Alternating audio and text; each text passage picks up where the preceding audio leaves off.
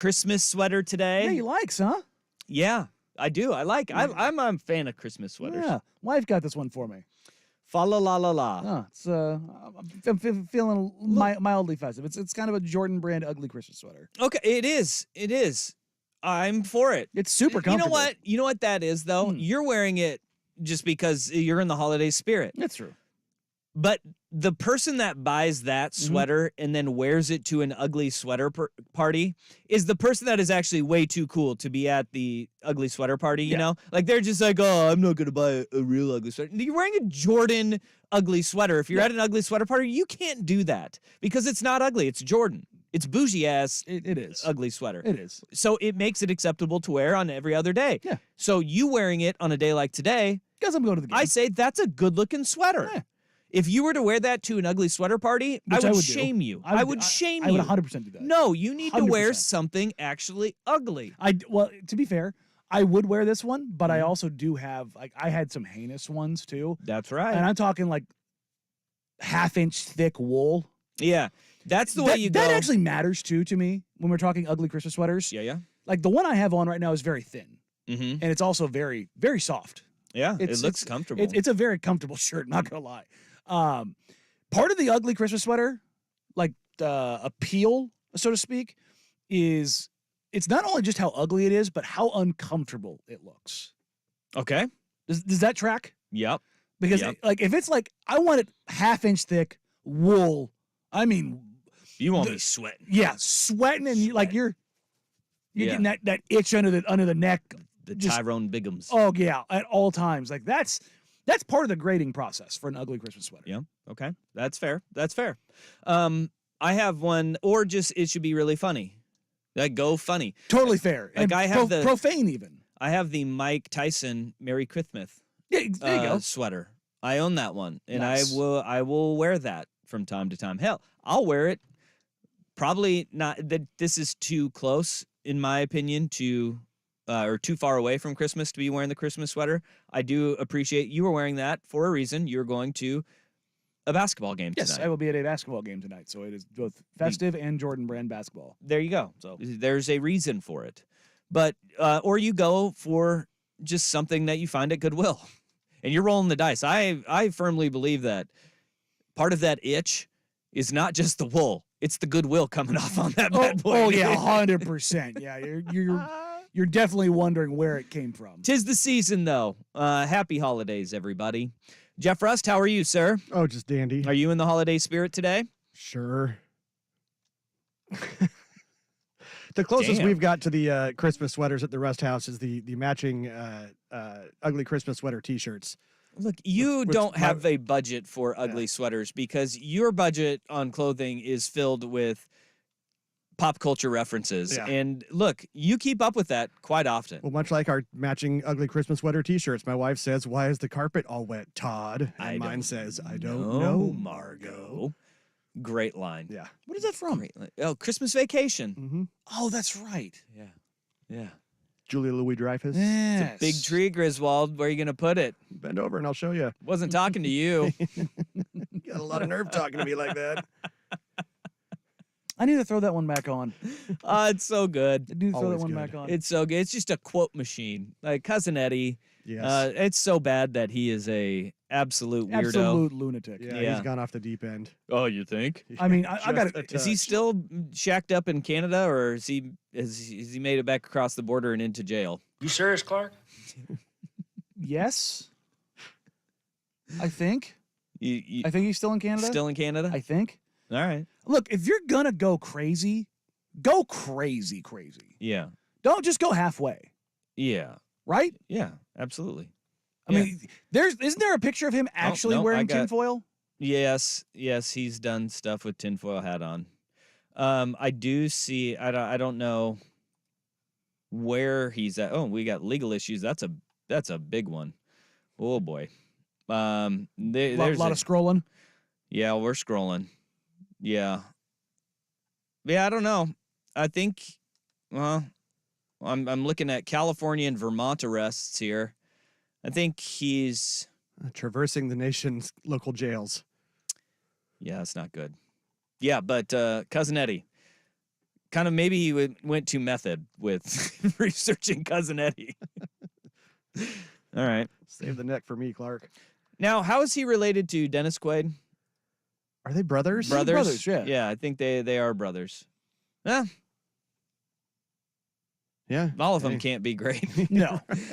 Does it make you wonder, like, all right, what kind of skeletons does Dennis have? And that's not fair to him because I would we imagine all have those relatives. literal skeletons. And by the way, if you're like, I don't have any relatives like that, you are that relative. Yeah. Speaking from experience. If you're like, no, my family doesn't have that person in it. Well, time to look in the mirror, bud, Okay. because that's going to be an experience for you when you start doing that soul searching. I just found this. Did you know that there's this is quasi sportsing? It just popped up on the feed. Did you know they're doing a 30 for 30 on Reggie White? I saw that Minister yesterday of on Twitter. Defense. Yeah, Yeah. that deserves one. I'm in. I'll be in. Yeah, I'm in. I'm in on that.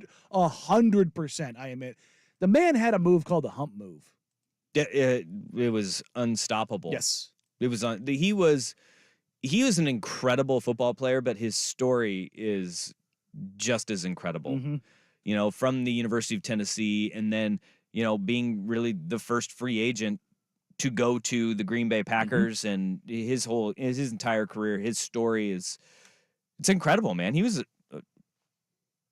not just one of the best defensive linemen, but you think of like the people that he took under his wing over his career in the later stages of his career, and kind of the people that he mentored and developed. I'm in. I can't wait to see that. And I mean, he was an interesting dude. The insane thing to me is like that hump move. He did it without like any pads on or anything like that. Like he was just a grown man. Like, Country strong. we talk about Trent Williams being like maybe the best player in football, like, Yeah. because of his size, his strength, his skill. Like Reggie White was like that at defensive end, where he was just so big, so strong, so powerful. Taking guys like, Larry Allen and sending them flying, which nobody on this planet should be able to do. No. Like that shouldn't be a thing that anyone else should No. be able to accomplish. No. And yet he was. He did it. Like He that's did the it. kind of thing where you just got to throw your hands up and go, built different. I would like the cool stories that you hear from guys that like had a cup of tea in the NFL Mhm. are the ones that like you hear Sukul tell these every now and then, like being on the scout team offensive line and Across seeing from Sapp, Warren right? Sapp just being like, oh God, here I go again.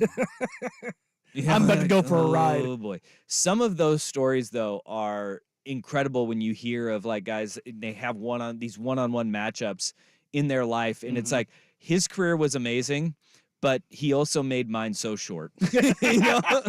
Like, and all you can do is laugh when you line up across from a guy like a Reggie White or a Warren Sapp, because what are you going to do? Nothing. The answer is nothing. Yeah, the answer is like quite literally nothing. Yeah. There's nothing you can do, and that's okay. That's okay. Trent Williams had there's a podcast. I wish I could credit it, but I scrolling through social media the other day where he said his welcome to the NFL moment was DeMarcus Ware. And DeMarcus Ware hit him with like kind of a variation of the hump move where he stunted him hard outside and then swam and then kind of packed him, gave him a little paw as opposed to the big club to the head. Boop. But he goes, I went this way. I was looking at the sideline, and then he broke my quarterback's back. Yeah. He goes, and I was like, oh, it's gonna be a long day. So I had a coach that he played up at the University of Washington in the late 60s, early 70s, and he had a story of when he first came out of the tunnel. Like these are the stories that I love at the University of Washington, and the crowd was yelling. He said that it wasn't that I was scared. It was just like I was so nervous. He goes, I'm so lucky we wore gold pants because I peed my pants in that moment. Just in that moment, he was just like, oh my gosh, because it was so loud, so just like, so overwhelming. different, And it was his first time ever doing it. He was just like, "Bop, well, there goes that. Just lose your bladder. And I'm not going to say his name out of respect. But like I can't get enough of stories like that when guys are just like, man, like It's different. It is different. Look, And it's a very small amount of people can ever experience that. And that's really cool about NFL or high level of college sports. You And know? even less can experience it and not do that. Yeah. Like, that's when you know you're truly different. Is that the moment's not too big for you. Yeah, I mean, like, yes, in going out and performing and just being like, all right, here we go, let's go. Like LeBron James. Yeah, but my high school quarterback Eric Ainge, he had Mhm. those. Like he started as a true freshman at Tennessee in front of 100,000 people. Like I think he was asked like, what about the moment? And he was like, if you're scared, get a dog and tie it around your waist. It was like, oh, come on.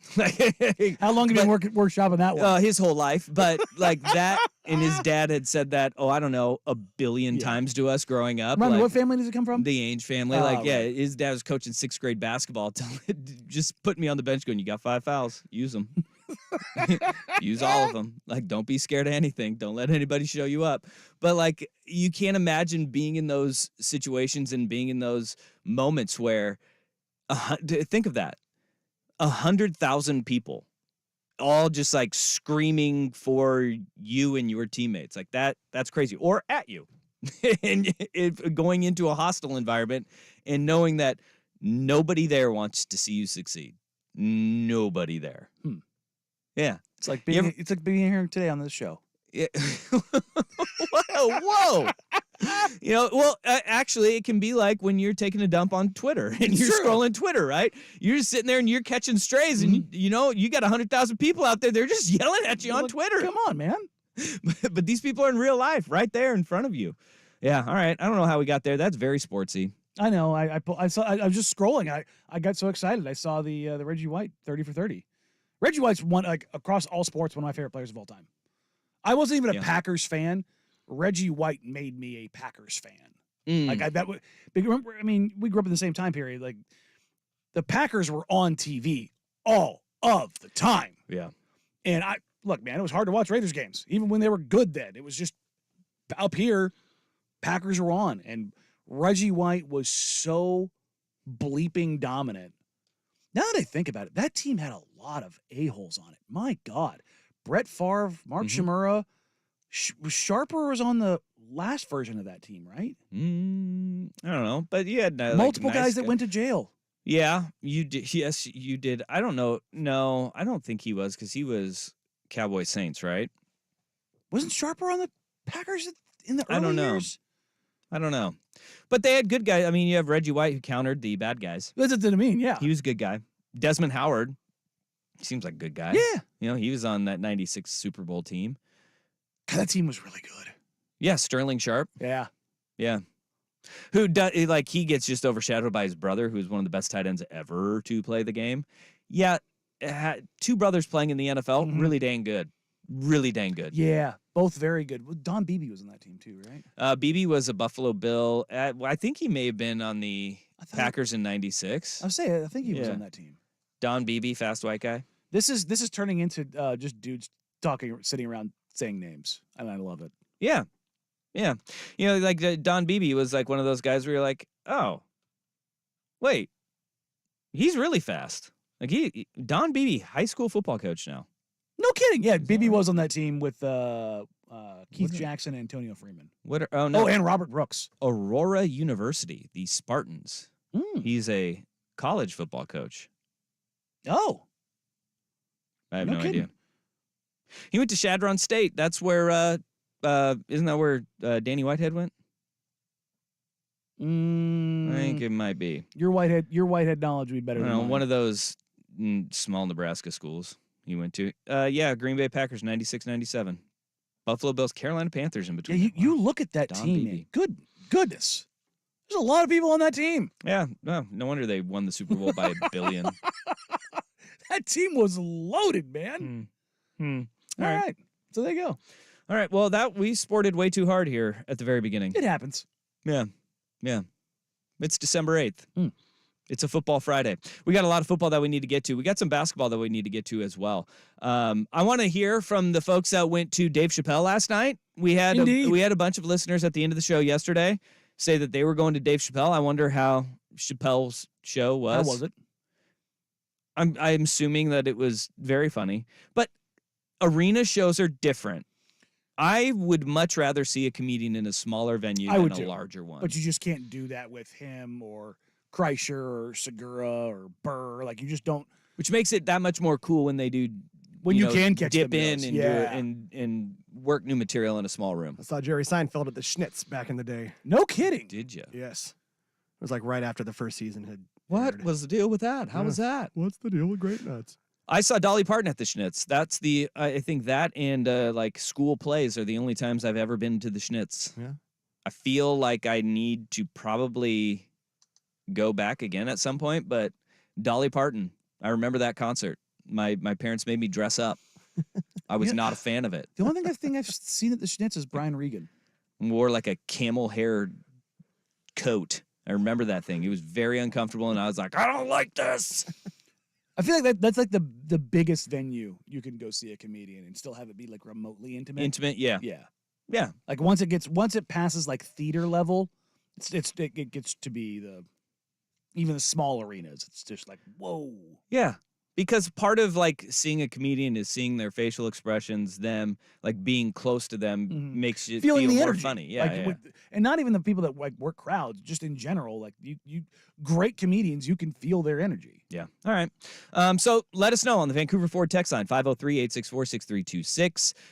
Your dollar goes further at Vancouver Ford. They treat you right before, during, or after the sale. Visit them online, vancouverford.com. Or if you went to the show and you're watching us on the YouTube stream, youtube.com/1080 AM. The Fan. I already see we have so many folks. Rufio, very active. We got Harry is active in the stream as well.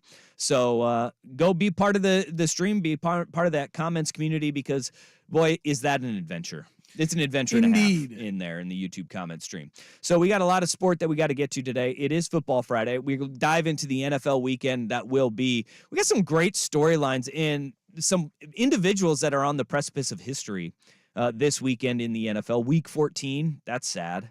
That's really sad. Got the last weekend of regular season college football too, where you have Army-Navy going on. Bill Belichick going to be the guest picker for College Game Day. Does he, No days off. No days off. I'm does he crack a surprised smile? I'm surprised he Yeah. went down there because that means taking away from the Patriots at that point. Well, they played last night. Well, They played Thursday Night Football, and Saturday it's in Foxborough, still, which still definitely, prepping. No days definitely helps. off. Still prepping. Yeah, I guarantee you, he's going to be just crunching film, and then he's going to just roll over to that little desk in front of Foxborough, and he's going to be like, he'll watch film and get pissed at something, Yeah. and then It's come over grumpy and McAfee's going to break him. they're going to be like, so big win in Thursday Night Football, and he's just going to be like, It's already been addressed. like, what does he do in that picks? Like, if he's sitting there, because in the order of the picks, he'll be third in picks. That's what the guest picker Yeah, they always put him in the is, middle. right? Yeah. Like, if everybody's like, all right, coach, get your picks for Army, Navy, and it's like Navy, and then Bill, It's already been addressed. everybody's already picking Navy. I'm going to go Navy. Yeah. But we got Army, Navy, and then we got some big college football news, because if you are a Duck or a Husky, well, you got a big weekend ahead of you this weekend, because it is the portal openeth. You got big closing weekend in recruiting before we get to the early signing period. And then we got some basketball that we need to get to as well, because Vegas was a thing last night. The in-season tournament semifinals last night. It tournamented so hard. It did. And the one game gave us about all we could handle, and the other one, not so much. Not so much. But you, my friend, criticized the level of execution in Thursday Night Football, and I believe we need to address that next. Danny Dusty on the Fan.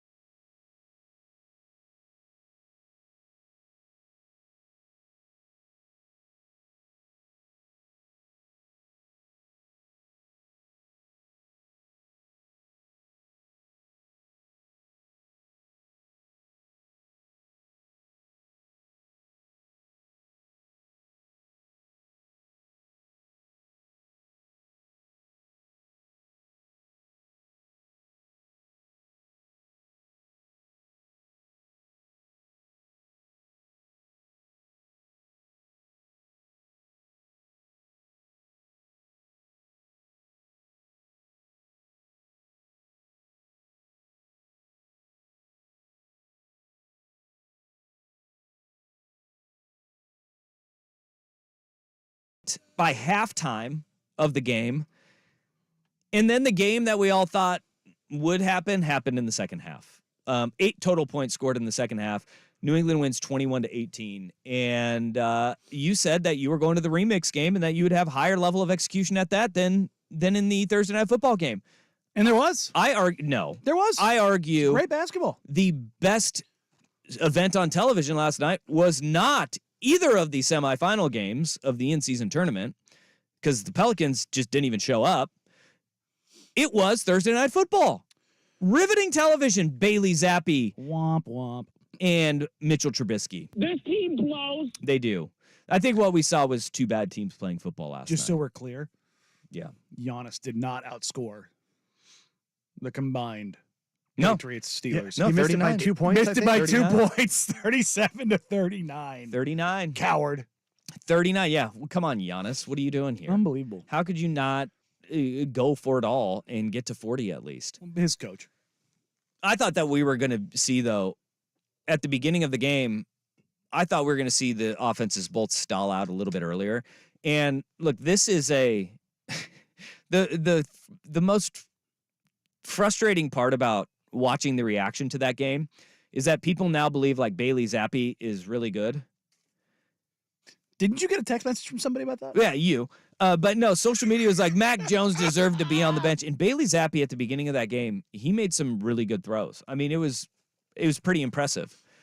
But it's almost as if most of the people didn't watch, I don't know, that game or the second half of the game and just stopped watching after the first half. Well, I mean, yeah, that's kind of how a Patriots game this season has worked.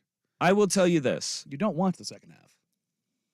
The drive chart in the second half, like Bailey Zappi in that first half, one got protection from his offensive line that we had not seen all season long. And I mean that all season long. His receivers were actually making plays on the ball and he threw some absolute dimes. He did. He threw some really good balls. But when you look at the second half, their drive chart went punt, interception, punt, punt, punt, punt. They got 3 first downs in the second half. This is 3 first downs in the entire second half. Okay? The Bailey Zappi is the future is crazy. The Bailey Zappi is better than Mac Jones is crazy because they're the same guy, which is not very good. Not very good. And what was even more glaring, though, was that he was going up against Mitchell Trubisky. So My God, is he bad? anything that he did that was negative, it was just amplified by Mitch Trubisky. So stinking bad. He's so stinking. So are the Steelers on offense. It was offensively. It was not Matt Canada's fault. Well, No, both it wasn't can be true. Yeah, okay. Both yes, can be true. That is very because true. they're awful. They still suck less without him. Yeah, I'll give you that. Because he was doing less with Pickett. Yeah. Who look, Pickett's not a great quarterback by any stretch of the imagination. Mm-mm. He's better than Trubisky.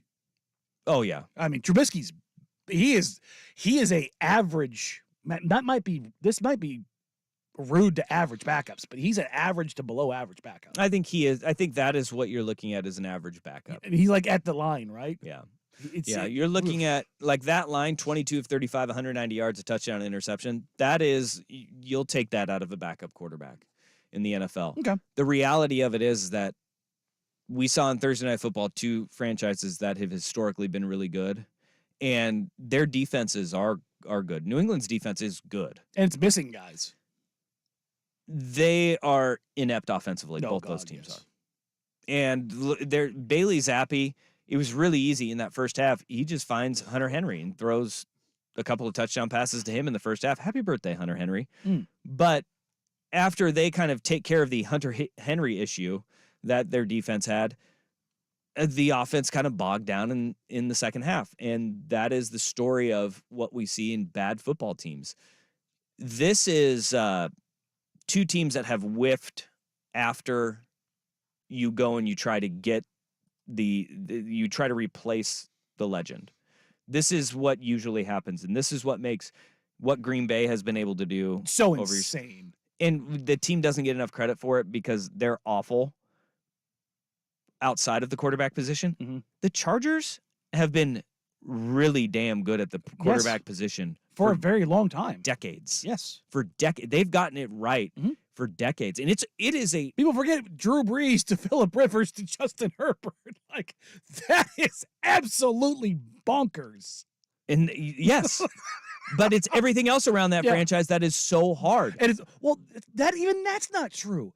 Because through that period, they also had LaDainian Tomlinson. They also had, the Antonio Gates. Is like they had other Hall of Famers Yeah, that to help bolster that. That franchise is just stupid. but it is so hard to find that guy. Yeah. And what it takes is structurally your entire franchise has got to be strong to help a young quarterback along, Sure. right? Like Patrick Mahomes is still going to be good wherever he goes, right? Mhm. Patrick Mahomes isn't who he is if he's not with Andy Reid and the Chiefs organization with the way that they built that roster around him. You take that, Russell Wilson is the exact same way, right? I think Russell Wilson in Seattle. Look at what San Francisco is able to do around Brock Purdy and Jimmy Garoppolo before that. Your roster building, and we just are like, oh, it's the quarterback's fault. Are the only times that we've seen, hell, maybe the only time that we've seen that not be true in the modern era is Andrew Luck, where he was just so great he even elevated a poor roster. Yes. I mean, that's the only exception I can think of where a young quarterback was just so good. But we They also did get have- better. They were really good in their skill positions around their offensive line ruined his career. Yes. And that's to your point of Yeah. like, but they had the skill positions around him were still really stinking Still good. really solid. Don't really look, good. better than the Patriots. And- For sure. But I think that Andrew Luck is that testament to just how good he was. Like Joe Burrow is another example of Yeah. this. Like I was he gonna elevated put a him in roster there. around him, but then also you look at the weapons that he's been able to have You around sprinkled him. Jamar Chase in there, and all of a sudden it was like, there it is. And that is every team is looking for that quarterback, and they just search so hard for that quarterback. Well, it's one of 11 guys on the field. It's one of 11 guys on the field at that time. So you have to marry the quarterback, the coach, and then build a roster competent enough around those guys. And that's one of the things that, like, I think is a justifiable knock to Dak Prescott, right? On the Dak Prescott's not elite. Well, Dak Prescott's really good. He is. He is really I good. get my jokes off because he chokes at the most opportune times, but he's an incredibly talented The quarterback. fact of the matter is, he walked into that roster and they had one of the better offensive lines. They had the deepest yes, offensive hands line. down. When They he had first got 7 deep in the Yes. NFL. That's nuts. and and then four Pro Bowlers. His skill positions were absolutely loaded, right? Did his defense let him down early? Yep. Yes. I'll give that to him. Mhm. I'll give that to him. His defense has gotten better. Like we make the jokes at Jerry Jones and stuff, but Jerry Jones has built a competent enough roster. Their coach gets in the way at times, and then Dak, he'll melt down for you in Mhm. those crunch time situations, right? But that's why it's like always unfair to call Dak trash, but also Dak is not one of the top 3 quarterbacks in the NFL, not No. top 5 quarterback in the NFL. The truth lies directly in the middle of that. Actually, kind of leans more towards he's better than what people that call him garbage will say. But the point is that it is so hard to build a complete roster, and that's why it's insane what Philly has done, what San Francisco has done, what Kansas City has done, because getting that roster there is so incredibly difficult. Mhm. And then keeping a dynasty is just as hard as getting your team to that point to where you're saying, hey, we got a window that's open. Sometimes that window opens, Buffalo Bills, and you try everything and it just It doesn't work out 4 times in a row. 4 times in a row, and then And now, then now for 5 years. 5 years. God. That's brutal. It's tough. That's brutal. Don't kid yourselves though. Bailey Zappi had a great night last night. I grabbed it on It's- my phone for about probably 2 minutes, and I was like, I'm not watching this. No, Because the first half was halfway decent. First half was according fun. to the drive summary and kind of the clips that No, I it watched was on it Twitter. was it was fun, and, And it then I was flipped the actually- second half on. I'm like, this is awful. Just put it away. But here's the point: is that what we saw in the in-season tournament last night? Mhm. the in-season tournament was the big competition, right? ESPN, like at 2:00 is when that game tipped off. Well, I mean, the reason they did that is they ran away from Thursday Night Football. That's what they did. Yeah, and that's probably smart. You're going to own the championship game on Saturday. Yeah. Well, and plus you've got 2 NBA games on 2 different broadcasts in the same building, so you got to have a good amount of cushion time in between. That's why Here it is took off at 2 and 6. Yeah, I wonder how that works as far as the crews go. Cameramen. Do you think they share? They're usually they're almost always contractors. So Yeah, I know, but like because like that's for those that know here, like here in Portland, when an ESPN crew comes in, they usually use mostly the same crew here, with the exception of some AV guys. so that first game, it gave us a little bit of something. Little juice to it. The second game, It the was Pelicans lacking juice. did not show up Yeah. whatsoever. Let's dive into the in-season tournament because we have more questions than answers from the 2 teams that lost. First is Russ with SportsCenter. This is a football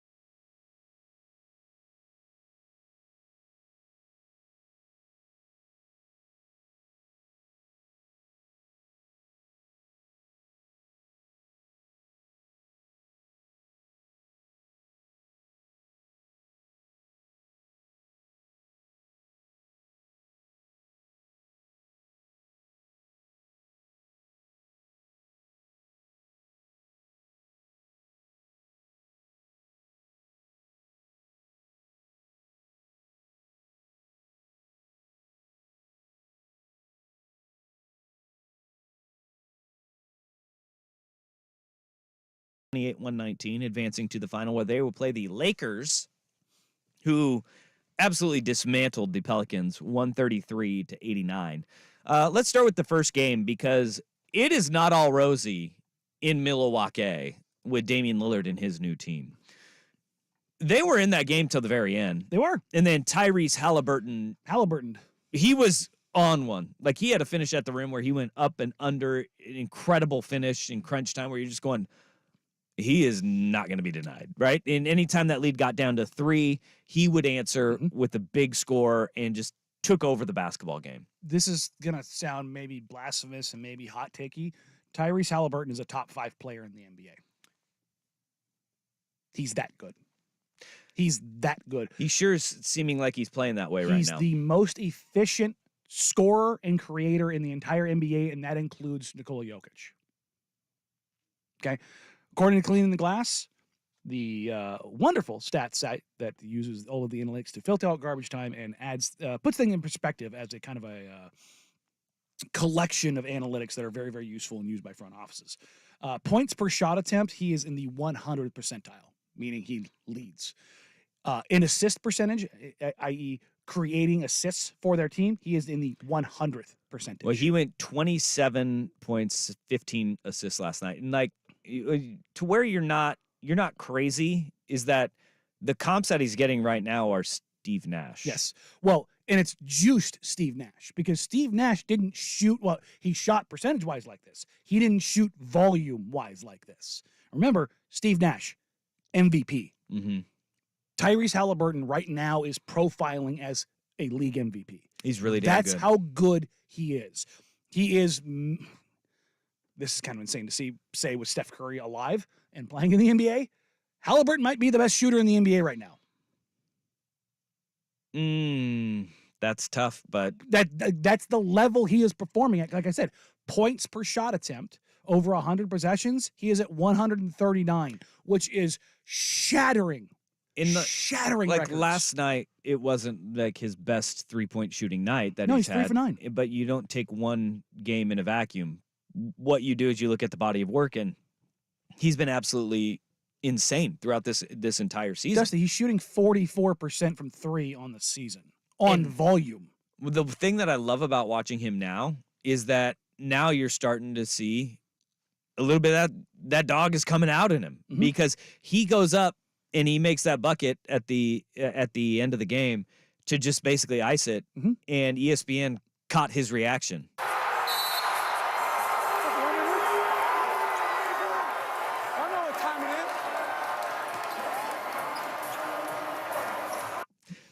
That's a shot at Damian Lillard. I know what time it is. He also said, I do this bleep too. I know what time it is. And he took that game over very Damian Lillard-esque at the end of the game, where anytime there was an answer, he came up from the other team. He came up with one that was even bigger.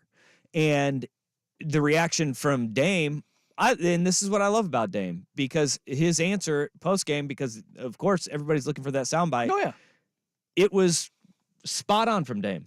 I mean, it's when you I learned as a kid, you know, when you dish it out, you got to be willing to take it. And for as many times as I've done it to people, you know, I can't be upset when somebody else does it. You know what I mean? I think that's also a sign of respect and acknowledgement for, you know, knowing my history and knowing what I do. And you know, I didn't mind it. Was what it was. I've also known that, you know, when you having your moment, it's important to be careful and to be humble when you having your moments, because you just never know how the tables turn and when they're going to turn. So I respected it. You know, I didn't think we shook hands after the game, and I wasn't moved by it left or right. Yeah, but he also let everybody know right there that when that moment comes, Dame's going to give it right back to By him. the way, they play each other again on Wednesday. When you're in that moment, you know. But also that shot, I don't think was necessarily meant for Halliburton. It was more meant for the history of between him and Russell Westbrook. Yeah. Because remember, Russ used to rock that baby all the time while he was losing. Yeah. And that's where a lot of that comes from. Look, I've talked to Dame. I know for a fact Dame respects the hell out of Hallie's game. He is a he is a fan of his game. He knows he is that dude. So this is I don't look at this as some like Dame feels disrespected or slighted. He will use it as a chip on his shoulder next week.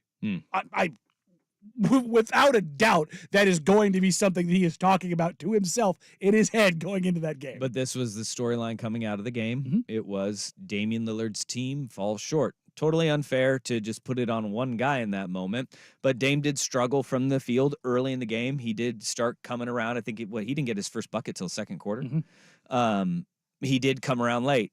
But what is coming out of that loss for Milwaukee is maybe a sign of bigger issues in Milwaukee because one player went at their head coach.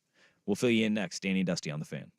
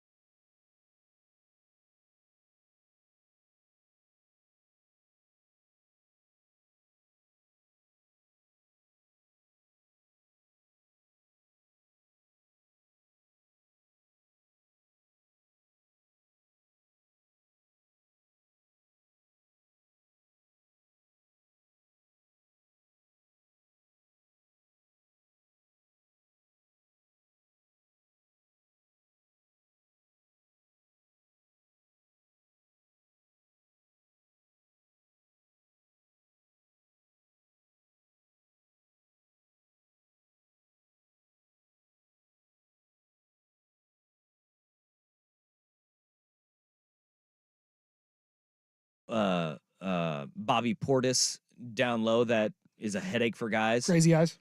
Crazy eyes. He'll knock you out. Ask Nikola Mirotic. Knocked him out of the NBA. But Bobby Portis is part of the fallout from this because immediately after the game, people were saying, oh, Dame and Giannis, they can't get it done again. Doesn't matter who's on the floor. It doesn't matter that Chris Middleton is healthy and was playing 30 minutes last night, I think. But it was, they can't get it done.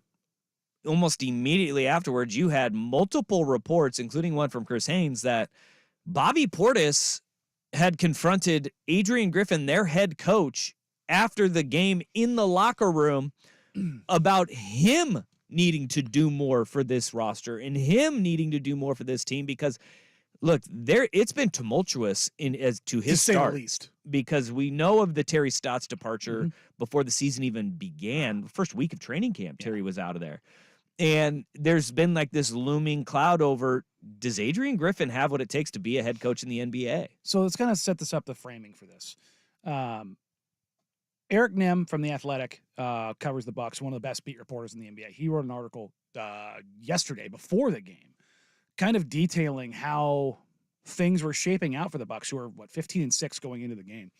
That even through their struggles, they were still winning games and right there at the top of the East, showing how good Dame, Giannis, Brook, Chris Middleton, like that group can be, even when things aren't going well. But he highlighted, first of all, Terry Stotts' departure, the uncertainty around the offense, and how the offense itself was not going to be based on, and I'm not kidding, spamming Damian Lillard, Giannis Antetokounmpo pick and rolls. That he wanted this equal opportunity offense, this egalitarian offense, which, sure, I would not run the most effective pick and roll because I want to run an egalitarian. No, that's very dumb. Like I don't like questioning NBA coaches because they have significantly more experience than me, but my God, what the hell are you doing? And the defensive issues, which started the season with a guy like Brook Lopez, who is 7'1", 280 plus pounds, not playing in drop coverage, where he's quite literally the best drop coverage big and has been for about 5 years. So all of these things that didn't make any sense to anybody. So you start looking at it from the beginning. And by the way, drop coverage against the pick and roll at the top allows him to get a lot of block shots in the lane To because be his a recovery. rim protector, yes. And his rim, like even now, his rim protection defense, I believe, as of before heading into the game last night, he was number one. Brook was. So still really good at it. So let's do the quick timeline here. Beginning of the season, before the season starts, MF's Terry Stotts in front of his own players. Terry says, I don't need this. I'm out. The guy that ran the number one offense in the NBA with the guy you just traded for is gone. Don't think that that's the best idea in the world. Okay. Adrian Griffin interviewed 14 times for a head coach spot before getting this spot with the Bucks. So what was it about him that made him prime for Milwaukee to hire? Because he this would year? be a Giannis Antetokounmpo yes man. That has been the underlying story that I have heard from behind the scenes across the NBA, is that he is unwilling to confront Giannis about changing certain things. So you've got that. And then you've got the early season defensive issues. You've got the early season offensive issues. Now you've got players challenging the coach, and that happens pretty regularly. Very regularly. For particularly top-level teams, because they know what's at stake. Bobby Portis has won a title. He knows what it takes. So that's not uncommon. What is uncommon is that it's getting out. And it's getting out because they want him gone. That's Players what this is. do. The players want him gone. That is that's not the best thing in the world. And like, look, this is so early in the season. We're in December. We're early December right now. In this, like the comparisons have been drawn to. It's David Blatt 2.0. That's what this Blatt. is. It's not that he's not a good coach. It was in December when we heard it, and then they held on to him though David for Blatt, as long as they could. David Blatt, I believe, still has the highest career winning percentage with the Cavs. He won something like 68, 70% of his games. But he did, and it's very reminiscent of. He was like 88 and 38 or something like that. It was insane. It's what Adrian Griffin is doing in Milwaukee, though, too, which was he was trying to neuter the best player in the game, in LeBron James, and spread the wealth to everybody else. And That's not. Not maximizing your 2 top 75 players. That's not it. That ain't it, boss. Damian Lillard is the best scoring pick and roll guard maybe in NBA history. So we think they make a change then, right in the middle of the season, in year one, where this window is open, but you never know how quickly it will close and how. Look, the reality of it is, Brook Lopez is old. Yeah. Chris Middleton gets injured all the time. Mm-hmm. You've Damian Lillard, who is getting old, and we You're don't know in when the that cliff, window. We don't think that cliff is going to happen this year, but you never know. So right now is that time that you need to maximize it. Will Milwaukee make a move because the players in early December are already calling and challenging his authority as the head coach? Christmas is the demarcation line. If he makes it past Christmas, they're probably not going to make a change. But Merry Christmas. The way things look, the way things sound, the way things are lining up, the fact that this is all coming out in the way it is, they're setting him up to fire him. That's what this is. I mean, we see this in every sport. You see the trail that goes before somebody ultimately gets fired. You don't ever just get the firing. But there's nuance to this though, because this is all coming from the players. The front office could feel completely differently about him. And that is who's going to make the call. Players aren't going to fire him. No, but also those journalists, the Eric Nems of the world, the Chris Haynes of the world, they're talking that front office too. They're not, because when Chris publishes that piece, if you don't think that John Horst is picking up a phone and calling Chris Haynes or texting Chris Haynes, you're out of your mind. This is going to be an interesting storyline to follow. This is a time where people really do start caring about the NBA. The in-season tournament has made it so more people are drawing their eyes to it. This is nothing new, by the way, of players turning, but I do believe that more eyes being on the game, people are noticing what's going on in Milwaukee a little bit more. By the way, they're 15-7. Yeah, they're exactly. 15-7 right now. But if they did make a change, I don't know, it'd be kind of cool to see Terry Bear take over that team. Do you think he would come back? Like, he left the team because he was butting heads with Adrian Griffin on stylistically what they were doing. And authority Adrian in the Griffin locker was room. mostly a butting heads with Terry Stotts. Terry Stotts doesn't really butt heads. All right. He's stubborn, petty even, but he's not a head butter. And a smartass. Yes. I mean, he really is. He is. And that can rub people the wrong Sure. way. But there's also that look that Adrian Griffin is giving during games where it's like, I don't know what I'm doing. eyes get big, looking off into the distance like, uh-oh, here we go The again. moment's too big for him. Ah, yeah. Goodness. All right, 503-864-6326. We'll get into the absolute disaster that is the New Orleans Pelicans, who made the Lakers look like the best team in the world a little bit later in the show. And I can't do it. Painful. No. Painful. Painful is the most polite way that you could describe that. But, hey, we've got a great Week 14 in the NFL coming up. And there's some storylines in here that have historical markers to go along with it. That's next. Danny and Dusty on The Fan.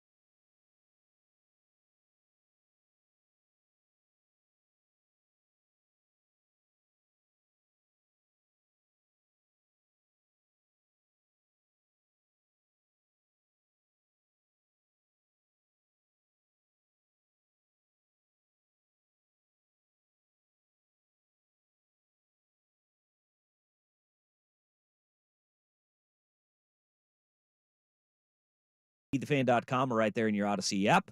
Service Patriots is your home comfort solution for all your heating and air conditioning needs. Check out the latest special offers for our listeners at servicepatriots.com/thefan. Whether you listen on the Fan, 1080 AM, 99.5 HD2, the Odyssey app, 1080thefan.com, or you can stream us now. There you go. YouTube.com/1080am the Fan. Get her done. The comment section is now has turned into P1 Farhad asking if he should take his kids to Peacock Lane and what that should look like. Can you drive through it again? I don't know. Last time I went, you couldn't. It Actually- was only walking. If I'm not mistaken, It's a tradition. You got to go do those things, like do it once and say, yeah, we did it. Do it every Yeah. couple of years. Something like that. Something like that. oh no, it was Zoo Lights. Never mind. I was saying, I think I Zoo got Lights is also. Zoo Lights is back and running. Yeah. Yeah. Yeah. You can walk through, drive through. Yeah. They do the drive through still there? I think they do on certain nights. All right. That's talking Christmas lights. But we got a great weekend of NFL football. I'm really excited for week 14 in the NFL. It started off with a between the Patriots and the Steelers, even though the over hit, and that may be a sign of things to come. But just think of like what we have in the NFL coming up in week 14. Even some of the games where you just sit there and you look at it and you go, this is garbage football. It's actually meaningful when it comes down to how some of these division races are going to pan out. Because what if I tell you, Mr. Meringue, the winner of the Buccaneers at 5-7, at the Falcons 6-6, will win the NFC South? I mean, they're in the catbird seat because you got the tiebreakers. Right now, the division leader is Atlanta at 6-6. Their quarterback play is atrocious. The fact that they have weapons all over and they can't figure out a way to On use them both sides of the ball. on offense, mostly on offense. Huh. Yeah, defense. They've got some. Well, I mean, secondary's a little sus. But You'll white front- knuckle that front bad seven's boy. kind of nice though. You just sit there and you look at it and go, why in the world should those teams be in the playoffs? But here we are. Does the There team will that be wins one. that division, do they finish with a winning record? Boy. Where's Jeff Fisher when you need him? Well, right now you have Atlanta is 6-6, okay, and remaining on their schedule, Bucks this week, okay, Panthers, Colts, Bears, Saints are their final 5. That's at least 2, probably 3 wins. So 8-9 is probably the worst they're gonna be. But if they lose, I think 9-8's probably more likely. if they lose this weekend, okay, then you have the Tampa Bay Buccaneers. Oh, I'm sorry, that was the Falcons. Okay, That's the Falcons. I was thinking that was the Bucks. The Buccaneers are at 5-7. They've got Atlanta this week. Then they go to Green Bay, The loss. Jacksonville, Loss. New Orleans, Win. Carolina. Win. So 2-2. So if they They win, win. they'll be 3-2, and they're going to finish 8-9. Yeah. So I said 8-9 probably at the worst, but probably the winner of the division is 9-8. And then I have not forgotten this, Rufio. I have not forgotten this. There is a beer bet. 5-7 also in the hunt. Still are the New Orleans Saints, where the New Orleans Saints have got Carolina, the Giants Oh, that's 2 wins. in LA, in Tampa, and then Atlanta to finish off the year. Well, I think you're looking at a lot of teams that are sitting 8-9 at the end of the season, and it comes down to tiebreakers. yeah, but also isn't Jameis under center? Yeah, well, Derek Carr refuses to not be injured, even though he is injured, and they're not. Taysom Hill hasn't practiced all week, so they can't even do that. Yeah, that's a very bad division, but that's a game of importance when it comes to the playoffs because that's a division winner. They will host a playoff game. God, I hate that. They will host I a hate playoff it game. so much. Yeah, and they're probably gonna host like. Can we get a committee to decide seating? No, you ain't gonna get that, brother. But do they like at that point? Are they hosting the Dallas Cowboys? Are you looking at? Oh, you know what? The opportunity for the Cowboys to do the funniest thing ever makes this great. I take back everything I said about a committee. Because look at going to the Falcons and losing. Mwah! we only have one bye in each conference, Yep. right? So if you were to look at it, the way that if the playoffs started today, Eagles will win the division. Eagles would be Eagles would have a bye. San Francisco is hosting Green Bay. Detroit is hosting Minnesota, and then Atlanta is hosting Dallas. Yeah, sign me up for that. You're in. Sign me up for that. And then just all hell to break loose in Atlanta. Yeah. So that game, even though disgusting on the surface, important on the back end. Important on the back end. You have what would be a more fun way for the Cowboys to lose in the playoffs? A game at the Buccaneers or a game at the Falcons? At the Falcons. Yeah. At the Falcons, just because Arthur Smith just being across on the other side of the field and just like giving you like this blank dead eye stare. The blank baby Waller stare. I think that one right there, that hits a little bit harder because like Todd Bowles would be, energetic, and you have Baker Mayfield like that.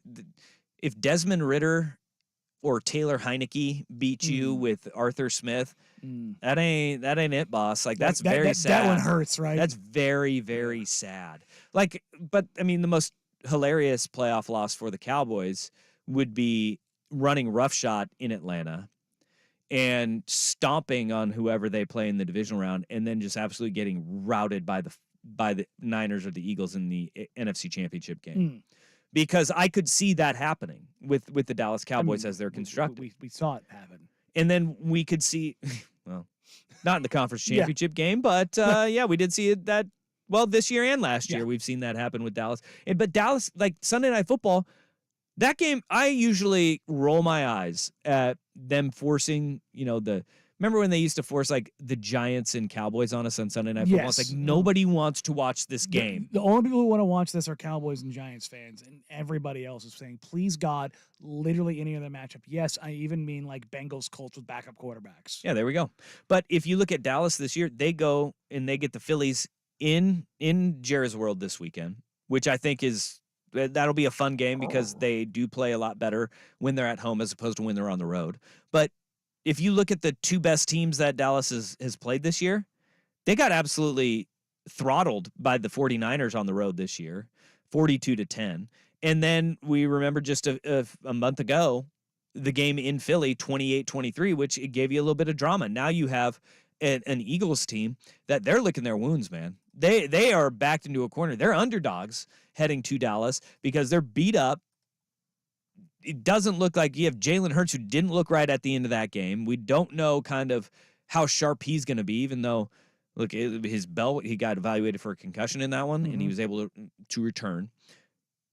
This game is going to be an awesome one, not just for the division and how that shakes out, but we're talking number 1 overall seed with the Philadelphia Eagles and the 49ers, who are sitting there at 10-2 on the season, and all of a sudden Dallas then.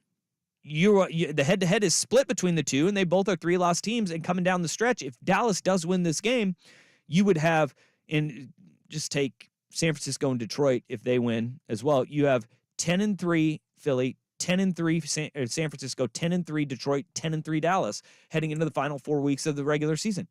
You can't ask for much more drama right there. And right now, Vegas is sitting there looking at Philly, going, they are the underdog heading to the Cowboys. I believe Philly takes care of them. I do too. I mean, there is a trust that you have with Philadelphia. They're just a class of team, I think, that is above Dallas. And you have a team in Dallas that you never know what to get and never know what to expect. Hell, they gave up 35 points to the Seahawks last week, but they got that extra time, and their offense has been operating at an insane level. I mean, it's insane what they do with the weapons that they have and the ways that they're using CeeDee Lamb right now.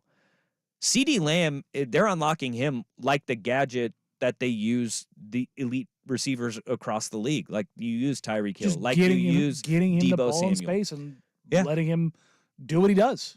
And you're maybe not lining him up in the backfield and handing it off like you are Deebo, but you're motioning him and you're giving him shovel passes. You're getting him screens on the outside and saying, putting him on the move. Be better than everybody else. Yeah. Putting him on the move in space.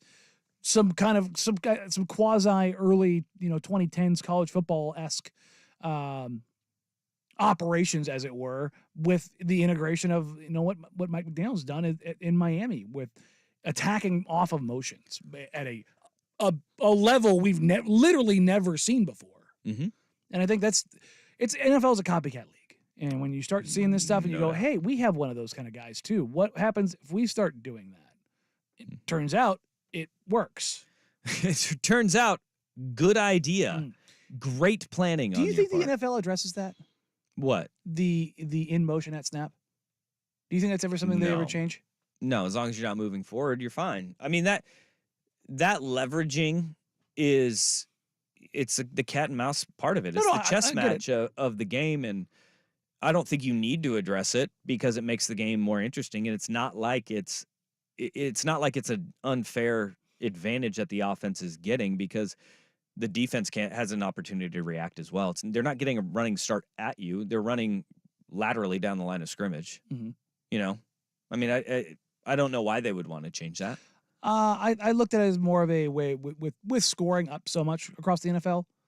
I looked at that as maybe as a way as another offensive exploitation, as it were, that if the NFL was going to try to curtail some things that defenses can't do, because in doing so, you are showing what your coverage is more often than not. Yeah, But not at the NFL level because Well- of the way that you roll safeties and you show zone and run man. Like, I Particularly mean, what McDaniel is doing, I can't remember who it was. It might have been Orlovsky. I was watching it. The way the Dolphins have been using it and had been utilizing it, particularly with Tyreek Hill. oh, absolutely, you can. It- Yeah, it's you get leverage. Yeah, you're getting leverage and you're understanding concepts earlier in plays, not only as far as like before you snap the ball, but with more time on the clock. So you can make adjustments and checks and counters earlier in your possession. The worst thing that a league can do is create a rule based on something that very few teams can do. I.e. the tush push and outlawing it. Yeah, very few teams have a weapon like Tyreek Hill. Like that's the truth. Like, and Dallas can try to use CeeDee Lamb like Tyreek is and have success doing it, but you don't create a new rule based on the fact that these couple of teams are really good at it. You know, like The that's NBA, like when the NBA did. well, that's like when they outlawed the dunk because it was unfair. Guess what? They said that was a really bad idea. But guys like Charles Barkley, who could walk somebody down from the 3-point line to the rim, they put a 5-second back to the basket rule in. Well, that slowed the game down, though. Yeah, but I mean, You know, that bogged the game down. This doesn't bog a game down. do you think it speeds it up? No, but it doesn't slow it down either. I mean, it's I don't it's really net feel neutral. strongly about it either way. It's just something I Yeah. started thinking about. Like, I wonder if that's something because you hear the way teams start complaining about certain things. Yeah. Like what sparked this was the tush push in my head. It's like this is another one of those kind of things where it's like, yeah, the reason it works with Jalen Hurts is because he squats 700 pounds. That's why it works. You've got Jason Kelsey and Jalen Hurts. It's going to the left side. Yeah. They're gonna win. Now, the only way I could see the tush push being outlawed is if, with 8 minutes left in the game, the Eagles get the ball deep in their own territory, and that's the only play that they run. Outside of that, no reason to do it. No reason to do it. And even then, why should it be outlawed and have it be any different than running, I don't know, Mike Allstott on dives? Yeah. Over and over and over again. Find a way to stop it. Because for 2 years, it's what the Bucks did. And there will be a point where teams end up neutralizing it. Like there's always a flex and a new fit for defenses. It just takes them time to react, right? See the too high safeties and capping your quarterbacks from launching deep up the seams right now, Yeah. right? Like it's making it a lot harder for offenses to operate. Pushing out to the sidelines. You look at really a lot of what Minnesota's doing defensively is actually really smart in the way that they're using their linebackers and their nickelback in different ways. Like they're starting to neutralize the screen game, and we see defenses will adjust. How they adjust to this burst motion is to be determined because it's also there's an element of like in order to use that burst motion, the offense is also giving away something too, which is exactly where they want the ball to go. No, it's fair. Yeah. And so, like I said, It is. That's an interesting one, Totally though. derailed, but like I feel like those kind of conversations are super interesting, where the things in the margins that can be so impactful for one team not really mattering. Again, there's one of the NFL preview shows that was talking about the level that the Dolphins and McDaniels are doing this at versus the very bad teams in the NFL, and there was a direct correlation with how much they don't motion. Well, motion can tell you so much, and it can give you a speed advantage if you have a fast player. Which in the NFL, Use it. Even bad teams have one. Use it. Even bad teams have one. Yeah, maybe Al Davis was just ahead of his time with Darius Hayward Bay. Ah. You know, maybe that's it. I have a question about one guy that are we giving him credit for being as good as he is? Because he could make history and join rarefied air this weekend.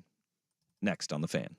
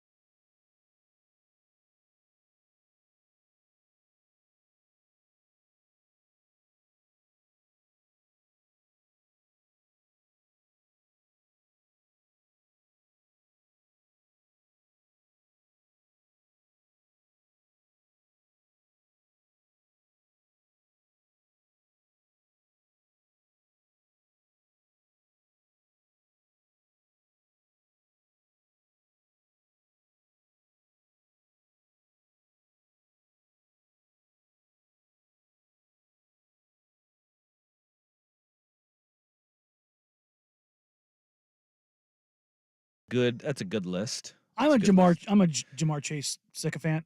Good, because I've got a little news for you. Oh, He could join some rarefied air this Oh. weekend if Jake Browning does his job. I didn't even know this was a Jamar Chase segment. I like this. Go on. Jamar Chase, with 1 touchdown reception, Mm-hmm. can join a list that only includes Odell Beckham Jr., Is Calvin on here?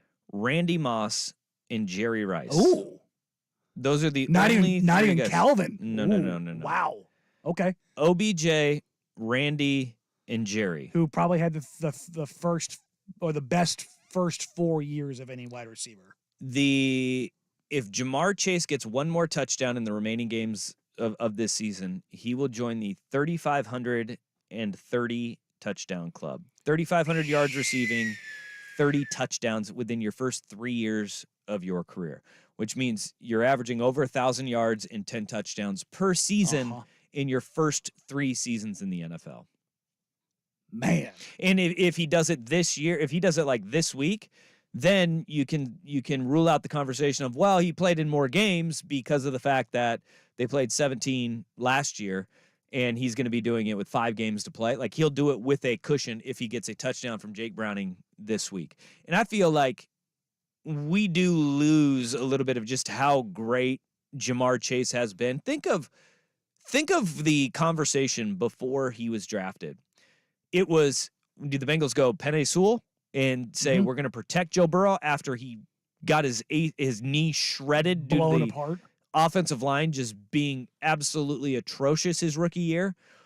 Or do we go with Jamar Chase and say, we got a guy so damn good that nobody will be able to guard him, and it doesn't matter if we can block him or not? They did a good job of retooling the offensive line when you have a quarterback and a star wide receiver on a rookie deal to make the offensive line good enough to make Jamar Chase pop. But this guy has proven to be such a weapon, that a tackle who's supposed to protect your quarterback, and Penei Sewell is really damn good. He's phenomenal. But Jamar Chase was the right pick for the Cincinnati Bengals in that scenario. And look, for the Lions, so was Penei Sewell. Yeah. Like, Penei Sewell is It's worked out well for both. part of that motor Mhm. that gets the Motor City Kitties rolling down the field.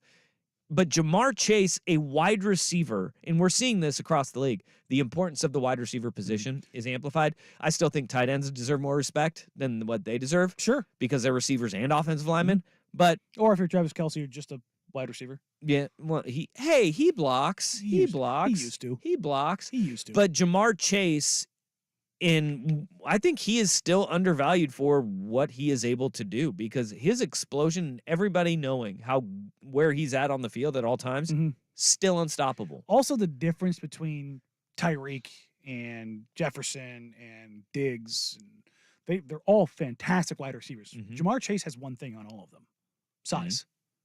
He's a big boy. There's just not as many of those guys in the league right now. The Mike Evanses, the Jamar Chase. Like, look, AJ Brown's built like a truck, but he doesn't he's not going to go up and win jump ball after jump ball after jump ball. Like, you've got the Devonta Smiths, you've got the Jalen Waddles. Tyreek's built, but he's what, 5'7", maybe? Who? Tyreek? No, he's taller than that. Is he? Yeah. Is he? Because he looks like he's about 5'7", 5'8" out. No, he's just so damn fast. It's hard to Yeah, that's fair. follow him. But he's not a guy you high point. My point. 5'10" So officially. 5'8.5". No, they do official height and weights. They crunch you down at the NFL Combine. That's fair. Yeah, I mean that's his official. I'm jaded. I'm jaded by NBA measuring, where Yeah. they still don't do it right. But again, Jamar Chase he has what all of those guys have, and then the size. Yeah, I mean, and he's not like, this is the thing is Jamar Chase 6'1". It's his catch radius. though. It is Roma Dunze is That's the terrifying one. he's built like that, where Mhm. it's not just long and lanky. It is, you are not short and stocky, but nobody's going to be like Megatron out there who's 6'5", 240. It had Dear the God. what was the Steve Brinkus Sports Science. Yeah. They did the Calvin Johnson catch radius, and they ran back through like all the NFL film stuff and fed that into the computer, and he had the greatest catch radius in NFL history. But you look at a guy who's as big as Odunze is like I think he's listed at 6'3", 215. 215, and he's every bit of that 215. He still doesn't run as well as a Jamar Chase does, and that's a As far as routes, no, he's a great route runner. I'm just talking about his sheer speed. Odunze was clocked at 4.34.